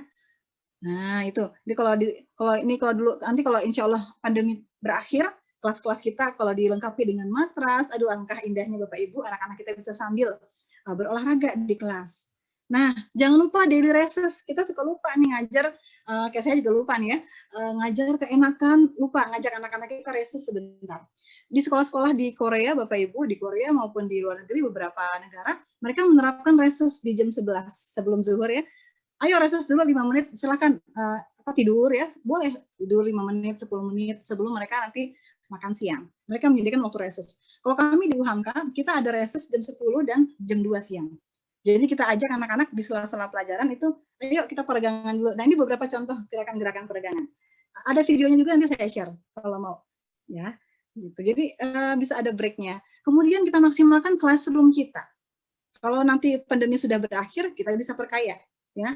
Tapi karena sekarang masih BDR, nanti biar Bu Desi yang menyampaikan apa pendekatan untuk BDR. Nah, di classroom kita bisa ajak anak-anak diskusi. Kalau diskusi sekarang, kalau bisa jangan tunjuk tangan, Bu. Kalau bisa pakai bola. Lempar bola dari si Dodi ke Udin, Udin ke Ucup. Nah, Ucup tancap bolanya, ambil, jawab pertanyaan Ibu. Nah, dari Ucup lempar ke siapa lagi? Nah, itu akan lebih menyenangkan. Lebih memacu konsentrasi juga. Jadi mungkin kita butuh juga tuh beberapa mainan seperti bola ya. Bola-bola kecil seperti itu. Kemudian menjawab soal sambil lompat-lompat. Nah, ini mungkin jarang dilakukan atau mungkin sudah dilakukan ya. Bisa nanti Bapak Ibu di pelajaran matematika atau pelajaran fisika, biasanya mereka takut tuh pelajaran matematika. Misalnya diminta menghafal rumus atau menghafal sesuatu, kalau bisa jangan sambil diri saja. Kalau sambil lompat-lompat akan lebih menyenangkan gitu. Selingilah mata pelajaran dengan brain breaks. Ini video-video brain breaks ini banyak sekali di YouTube, Bapak Ibu. Nanti saya coba share beberapa channelnya. Nah, untuk di classroom sendiri, kita berharap RPP kita berbasis aktivitas fisik. Di IPA, pelajaran IPA di kelas 7 ini ada mata pelajaran materi tentang keseimbangan gizi dan energi. Tadi disampaikan Bu Imas itu sangat cocok dimasukkan ke mata pelajaran IPA ini. Mungkin tadi Bapak Ibu yang dari IPA ya, ini bisa dimasukkan ke sini. Jadi contohnya tadi bisa tuh anak-anak kalau anak-anak makan sarapan pakai nasi goreng kalorinya sekian. 500 kalori misalnya. Berarti anak-anak harus mengeluarkannya sekian dengan cara sepeda 50 menit misalnya. Itu bisa Bapak Ibu kasih contoh. Mungkin mereka akan lebih lebih dekat dengan keseharian mereka akan lebih mudah menangkap. Kemudian apalagi PJOK ya, PJOK ini pasti yang menjadi pusatnya itu dari PJOK justru nanti beliau yang akan men-share jenis-jenis gerakan kepada guru-guru yang lain. Di agama Islam nanti kalau nggak salah dia ada materi tentang perilaku terpuji, tentang kerja keras. Nah, kerja keras bukan cuma kerja mencari duit, tapi juga kerja dalam latihan fisik tadi Bapak Ibu. Kemudian di bahasa Indonesia dan bahasa Inggris ini juga banyak pelajaran tentang expression, belajar mendeskripsikan. Ini kalau bisa temanya tadi bisa dengan tema gizi seimbang dari Bu Imas atau tema tentang aktivitas fisik yang dari saya tadi juga bisa dimasukkan ke dalam materi pembelajaran gitu. Apa yang mereka lakukan kemarin selama pandemi, ngapain aja, olahraganya apa, itu mereka pasti sangat excited untuk menjelaskan. Ya. Jadi banyak yang bisa dilakukan. Memang harus melibatkan berbagai pihak sebelum pelajaran bisa senang dulu.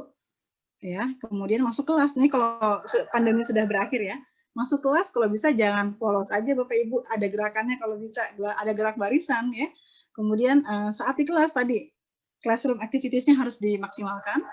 Saat istirahat, ini boleh nih diampar, kalau bahasa Jakartanya diampar ya, disediakan permainan tradisional di lorong-lorong, di sudut-sudut sekolah kita, supaya mereka bebas bisa bermain. Gitu. Kalau bisa gadgetnya jangan dibawa ke sekolah. Sepulang sekolah, ini eskul bisa dimaksimalkan olahraga, seni tari, dan gerak, dan lain-lain. Ini contoh lunchtime activities ya. Jadi saat nanti kalau pandemi sudah berakhir dan ada jam makan siang di sekolah, ini bisa diajak nih sambil makan siang, ada gerakan-gerakan seni seperti ini, disediakan tong bekas tempat sampah, mereka disediakan cat biar mereka beraktivitas gitu ya. Kemudian di sini untuk permainan olahraganya atau memungut sampah juga merupakan aktivitas fisik yang sangat dianjurkan ya. Memungut sampah pagi sebelum sekolah itu juga bagus sekali Bapak Ibu, mengeluarkan energi dan bagus untuk lingkungan juga.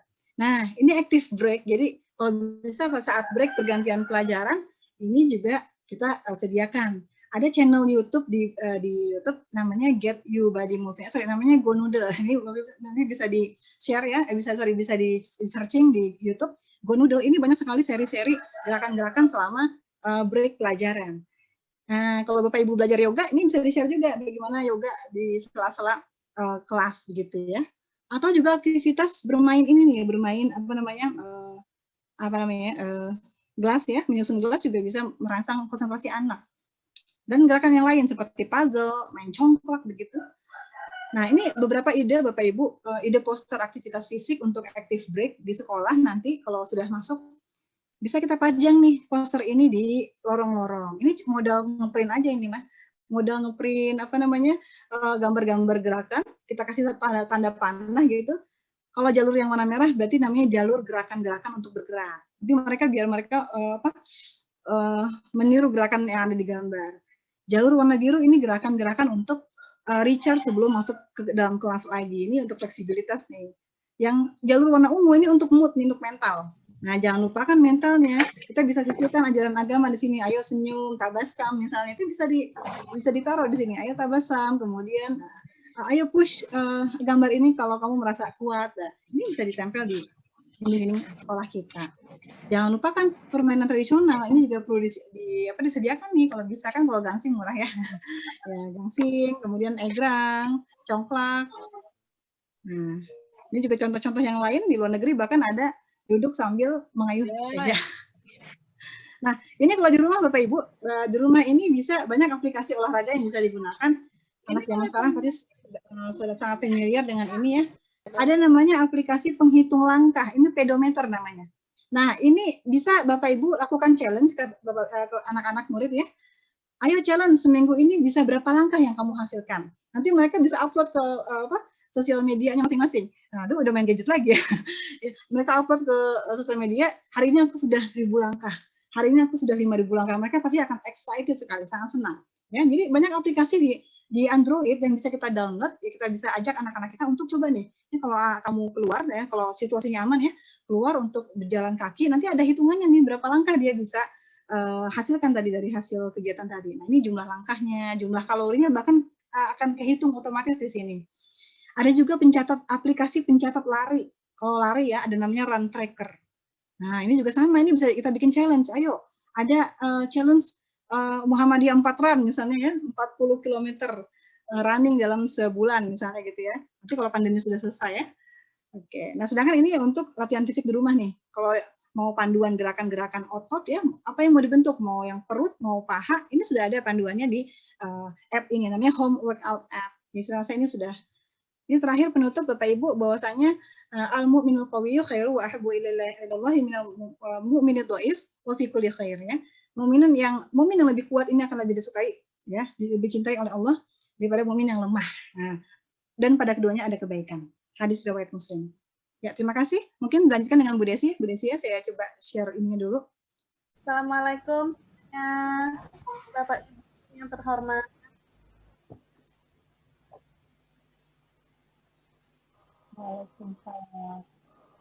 Assalamualaikum warahmatullahi wabarakatuh. Putus kayak ya? Iya, mohon maaf. Dari tadi saya juga keluar masuk, sinyalnya tidak mendukung. Nanti jika saya keluar, nanti Bu Ana yang akan melanjutkan ya. Jadi begini Bapak Ibu, selama hampir 1 tahun ya, kita belajar dari rumah, kerja dari rumah, itu otomatis akan banyak terjadi penurunan aktivitas fisik. Ya, menurut beberapa jurnal sudah banyak penelitiannya bahwa terdapat penurunan aktivitas fisik yang memang sangat signifikan. Selama hampir 1 tahun ini, yang anak-anak yang tadinya jalan ke sekolah, di sekolah bermain-main bersama teman-teman, yang sekolah juga main, tapi dengan belajar dari rumah, apalagi di depan laptop, di depan HP, itu menurunkan aktivitas mereka ya. Nah, ini bukan hal yang remeh Bapak Ibu, ini merupakan masalah penting. Karena penurunan aktivitas fisik ini akan menurunkan kebugaran si anak. Ya, ketika kebugaran anak menurun, itu juga akan meningkatkan resiko COVID-19 ya, karena sistem imun tubuh kita turun. Seperti yang sudah dijelaskan Bu Ana tadi juga bahwa kebugaran aktivitas fisik ini sangat berpengaruh pada kesehatan mental. Jadi anak yang aktif, yang bugar, itu cenderung tidak mudah stres. Walaupun misalnya banyak tekanan nih, belajar dari rumah kok berasa tugasnya berat banget. Tapi anak itu akan tidak mudah stres dibandingkan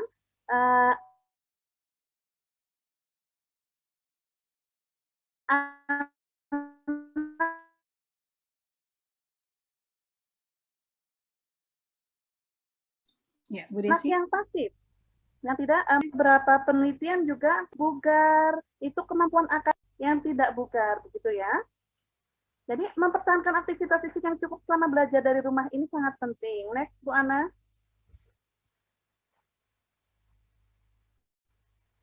Lanjut Sebentar ya. loading ya. Oke.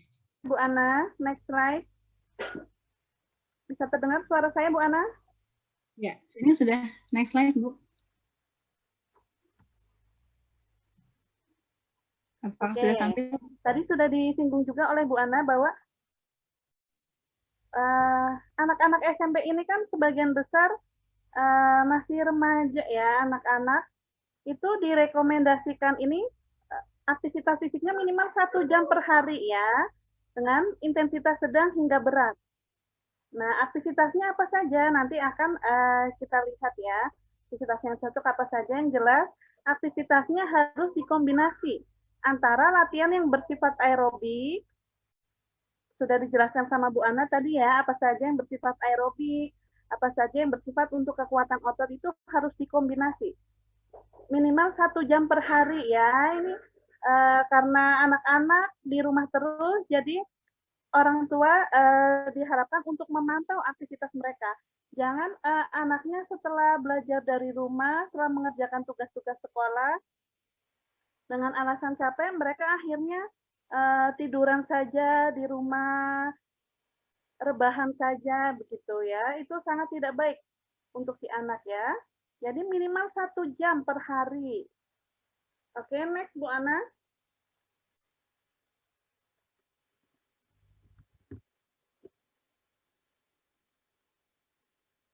Nah, yang pertama, ketika anak ataupun Bapak Ibu guru belajar dari rumah, itu biasanya nih posisi duduknya yang sering tidak diperhatikan.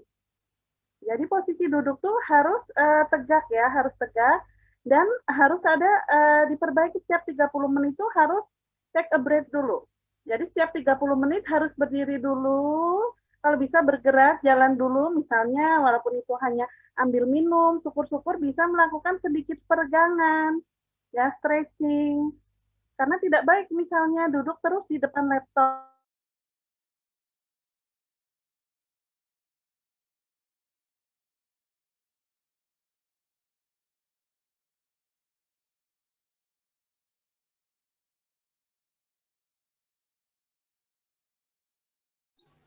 Suaranya hilang.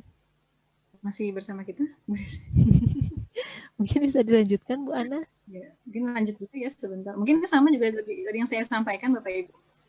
Selain juga menjaga postur tubuh, break setiap 30 menit, tadi ya, lakukan exercise online. Banyak di media sosial nih, banyak kelas-kelas senam virtual, zumba virtual, itu bisa anak-anak kita ikuti tuh, dibandingkan dia ikut yang macam-macam. Dance atau tari ya, tari virtual mungkin, atau active video games. Jadi video games yang dimaksud bukan video games yang sifatnya hanya memainkan jempol ya, tapi memainkan seluruh gerakan tubuh. Ya, kemudian skipping rope. Jadi tadi tali ya, tali, lompat tali. Kemudian dan juga lakukan latihan-latihan otot dan latihan keseimbangan tadi yang sudah saya jelaskan. Ini tadi tipe-tipe latihan kekuatan otot ya Bapak Ibu ya, ada push up, ada squat ya, ada squat jump, latihan keseimbangan. Ya, ini sikap kapal terbang ya, ini mudah sekali dipraktekkan Bapak Ibu nih. Nah, di download, di print, taruh di rumah. Nah, semua bisa mengikuti. Jalan kaki, turun tangga, jangan lupa. Jangan lupa stretching. Jangan lupa untuk kalau ada musik jangan diam aja. Jogetlah dikit ya. Kemudian dan banyak sekali ide-ide yang kita bisa cari di online di YouTube Bapak Ibu. Itu boleh kita lakukan. Ya, ada yoga, ada online yoga, ada nonton film-film yang mengajak kita untuk aktif ya dan lain-lain. Mungkin nah, sekolah selama BDR ini bisa setiap mata pelajaran PJOK tadi ya, ini secara rutin bisa dilakukan. Misalnya senam virtual itu bisa tuh. Ya nggak mesti tiap minggu ya mungkin, atau kalau 2 minggu sekali, oke ya. Senang tuh anak-anak kalau diajak senam virtual, biasanya nagih, mereka minta lagi tuh. Program olahraga bersama satu sekolah tadi ya yang saya katakan ya via Zoom ya. Sebelum memulai setiap mata pelajaran, melakukan peregangan atau setiap jam 10 ya. Setiap jam atau 2 jam sekali ya, atau pas pergantian mata pelajaran ya. Nah, bikin challenge. Nah, tadi yang saya katakan challenge aktivitas fisik pakai aplikasi, ada Edomundo, ada pedometer untuk menghitung langkah dan lain-lain. Terima kasih, salam aktif dan sehat selalu. Oke, mungkin itu aja Bu Imas. Baik Bu Ana, terima kasih atas materinya dan juga Bu Desi ya, yang mungkin nanti kalau udah stabil masuk lagi. Mungkin selanjutnya bisa dilanjutkan dengan tanya jawab. Apakah ada Bapak Ibu yang ingin bertanya kepada Bu Ana? Silakan Bapak Ibu. Boleh lewat Kamu chat. mau gerak dulu loh. Jadi Bapak Ibu sudah pegal nih, udah merasa ya mulai posturnya ya. Boleh bertanya? Silakan Ibu. Orang tua mau bertanya boleh? Silakan Ibu. Silakan Ibu. Ya, terima kasih. Assalamualaikum warahmatullahi wabarakatuh. Waalaikumsalam. Ya, di sini penjelasan sangat luar biasa sekali, Bu, ya. Sangat membawa manfaat buat saya, khususnya orang tua. Dan seperti yang sudah dijelaskan di season pertama dan kedua, sangat-sangat membantu kami untuk lebih mendapatkan ilmu.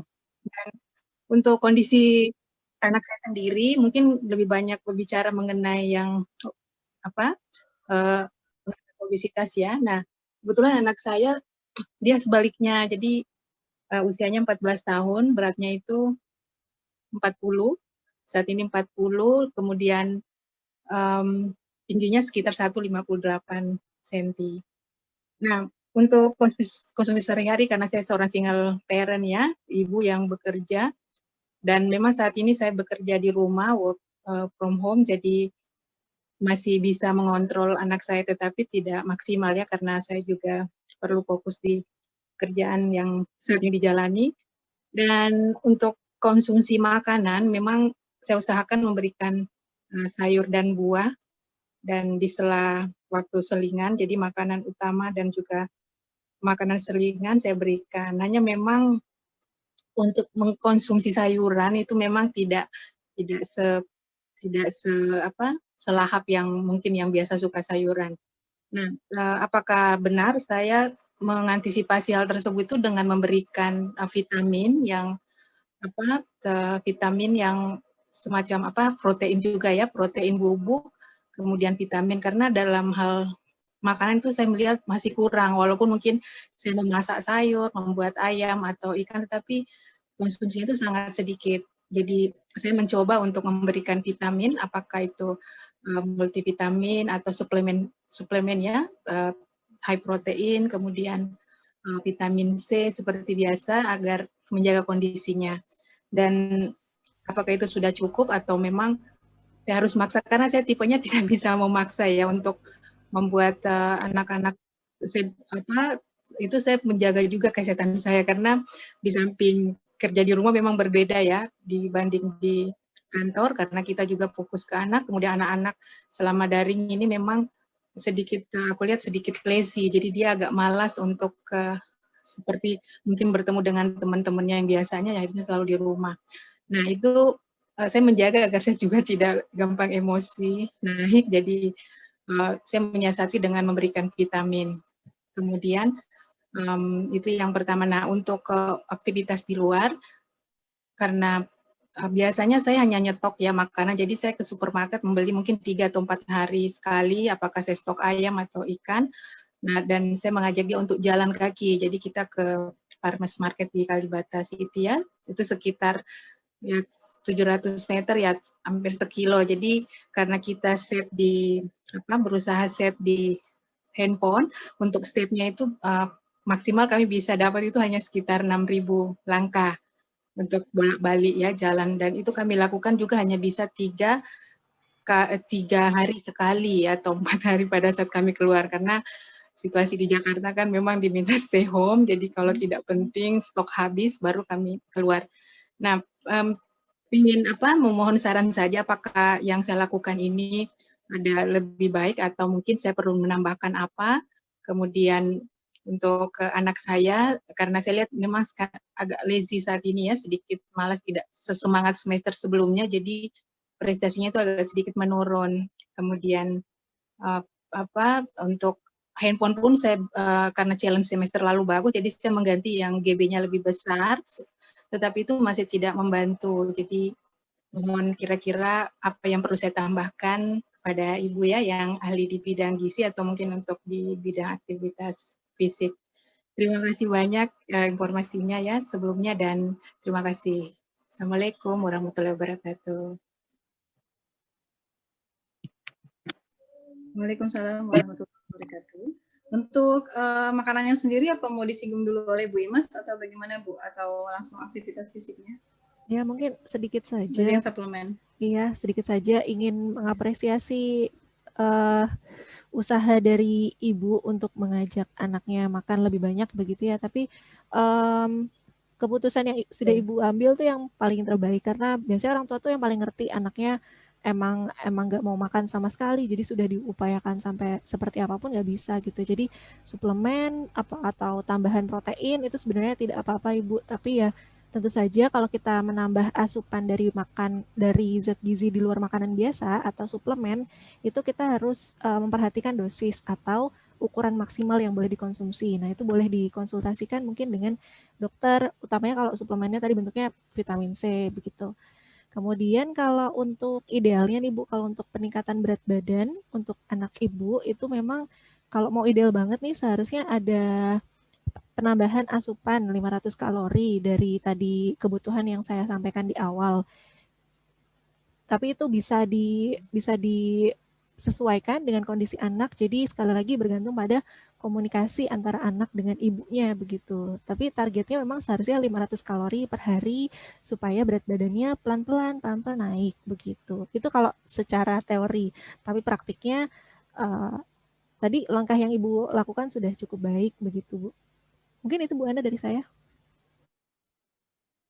Ya, saya juga ingin mengapresiasi. Ternyata Ibu Asyani sudah menggunakan pedometer app ya untuk menghitung langkah. Itu dipertahankan Bu, bagus sekali. Nggak apa-apa kan, namanya pemula mungkin masih 6.000, nanti lama-lama bisa naik. Tadi saya bilang kan, kalau latihan fisik itu prinsipnya peningkatan. Sekarang 6.000, mungkin bulan depan bisa 7.000, lama-lama 10.000. Dan memang kan nggak mesti jalan kaki ya, aktivitas fisik itu. Bisa kita ajak dia latihan-latihan yang mungkin atau hobi-hobinya Bu, itu bisa digali dulu hobinya. Kamu sukanya apa, Nak? Kamu sukanya berenang, kamu sukanya apa? Atau paintball, atau mungkin flying fox, mungkin seperti itu kita gali dulu. Kita mungkin mengajak dia, ayo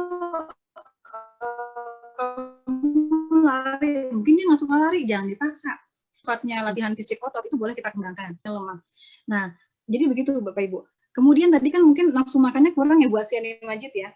Jadi latihan fisik itu Bu Asriani bisa juga memacu nafsu makan anak. Misalnya diajak lari atau berenang atau bersepeda, ya itu setelah bersepeda akan muncul rasa lapar karena latihan fisik yang sifatnya aerobik atau latihan fisik yang berat itu akan menghabiskan cadangan glukosa. Jadi cadangan glukosa kita habis. Nah biasanya cadangan glukosa habis itu dia akan meningkatkan persepsi rasa lapar di otak. Nah jadi latihan fisik itu sebenarnya juga bisa meningkatkan nafsu makan bagi mereka yang berat badannya kurang. Tapi juga tidak perlu berlebihan. Kalau untuk latihan fisik, mereka yang berat badannya kurang ya. Tadi Bu Imas bilang tambahan kalorinya kan 500 kalori dari makanan. Jangan sampai latihan fisiknya berlebihan. Jadi yang santai saja. Ya, 30 menit saja, jogging santai saja, 3 kali seminggu. Mudah-mudahan bisa memacu rasa lapar. Dan rasa lapar yang dipacu itu justru bisa meningkatkan rasa makan dia. Kemudian yang kedua Ibu, namanya remaja, mungkin kalau orang tua saja yang mendorong kurang ya. Faktor remaja itu juga berasal dari faktor teman sebaya. Kalau kita dari orang tua, misalnya susah nih mengajaknya, kita bisa gandeng juga teman-temannya, teman-teman segengnya gitu ya. Kita ajak mereka, yuk bikin grup olahraga, sepedaan bareng-bareng. Biasanya kalau diajak oleh teman-temannya, dia akan lebih ini ya. Kalau remaja zaman sekarang gitu ya, lebih senang diajak bermain sama temannya. Begitu Ibu. Kalau untuk masalah jumlah langkah 6.000 saya rasa itu sangat bagus sekali Bu. Silakan dipertahankan dan divariasikan dengan gerakan yang lain Ibu. Begitu Bu Asriani. Baik Ibu. Terima kasih banyak Ibu ya informasi masukannya. Mari. Ya. Apa mau langsung karena sudah zuhur Bu Imas apa mau langsung post aja? Iya, silakan. Nanti kalau ada pertanyaan lanjutan bisa WhatsApp. Iya. Saya udah simpan beberapa pertanyaan, jadi nanti saya sampaikan kepada Bapak Kepala Sekolah untuk di-share kepada orang tua jawabannya. Baik. Ini pengumuman door prize-nya sekarang atau kapan, Bu Imas? Sekarang saja ya? Boleh. Oke, ini kita sudah dapatkan nilai terbaik versi orang tua dan guru. Mungkin yang versi orang tua dibacakan oleh Bu Imas. Oke, sudah siap Bapak-bapak, Ibu-ibu. Jeng.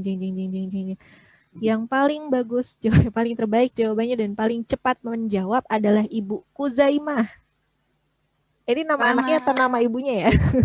Ibu Kuzaimah, yeay. Ada ibunya di sini? Dapat pulsa, insya Allah Rp25.000, yeay. Alhamdulillah. Satu lagi Bu, yang dari guru. Ya dari guru ini ada Bu Nur Aini, dapat skor 10, jadi benar semua jawabannya Bu Nur Aini. Semoga bisa men-share ilmunya ke anak didiknya. Selamat Bu Nur Aini. Selamat. Ya. Baik Bapak Ibu, kita sudah sampai di penghujung acara. Acara ini akan kita tutup dengan doa. Dan insya Allah akan disampaikan oleh Bapak Guru kita. Siapa Pak Ledung yang akan memberikan doa Pak Ledung? Pak Fahri. Pak Fahri, Bu. Silakan Pak Fahri. Ya. Ada Pak, ada. Dipersilakan Pak Fahri. Baik, Assalamualaikum warahmatullahi wabarakatuh. Waalaikumsalam. Waalaikumsalam warahmatullahi wabarakatuh. Marilah kita sama-sama menutup acara seminar hari ini dengan membacakan doa, memohonkan ampun dan maghfirah dari Allah Subhanahu wa taala. Bismillahirrahmanirrahim. Alhamdulillahirabbil alamin. Hamdan yuwafi ni'amahu wa yukafihu mazidah.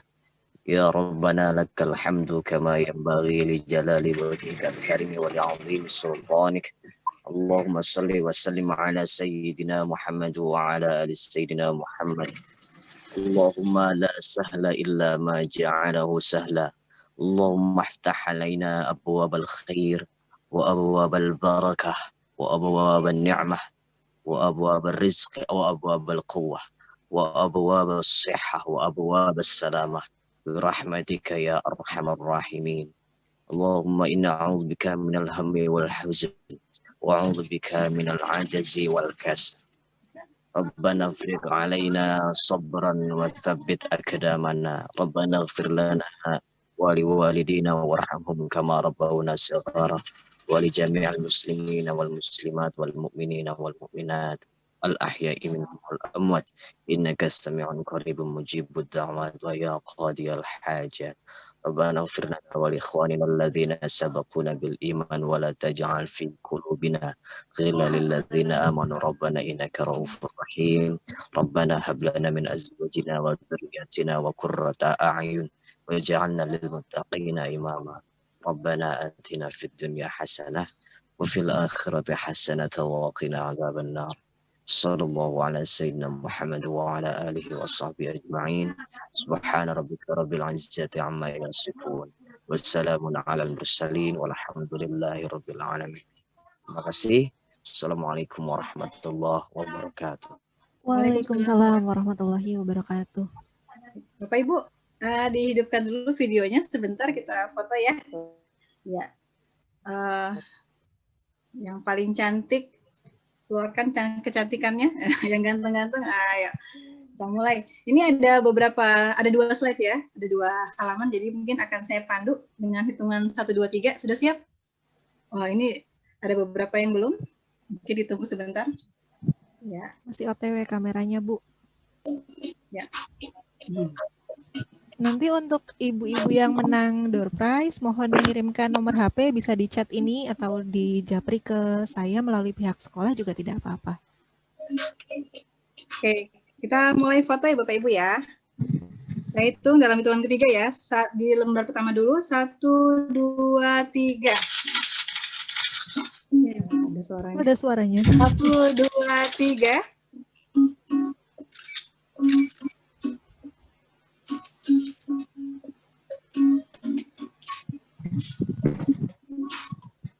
Oke, Bapak Ibu sudah selesai. Alhamdulillah. Oke. Sekian, ada yang cukup dari Bu Imas atau? Ya, sudah cukup Bu Ana. Oke, sekali pantun dari saya terakhir. Jalan-jalan ke Bekasi antar Bunda beli kebaya. Cukup sekian, terima kasih. Jangan lupa untuk bahagia. Terima kasih Bapak Ibu atas partisipasinya, semoga bermanfaat. Bila taufik wa hidayah, mohon maaf atas kesalahan. Assalamualaikum warahmatullahi wabarakatuh. Waalaikumsalam warahmatullahi wabarakatuh. Terima kasih Bapak Ibu. Sehat-sehat semua Bapak Ibu. Sama-sama Ibu, Bu Imas, Bu Ana, terima kasih banyak. Assalamualaikum. Terima kasih, Jen. Silakan live.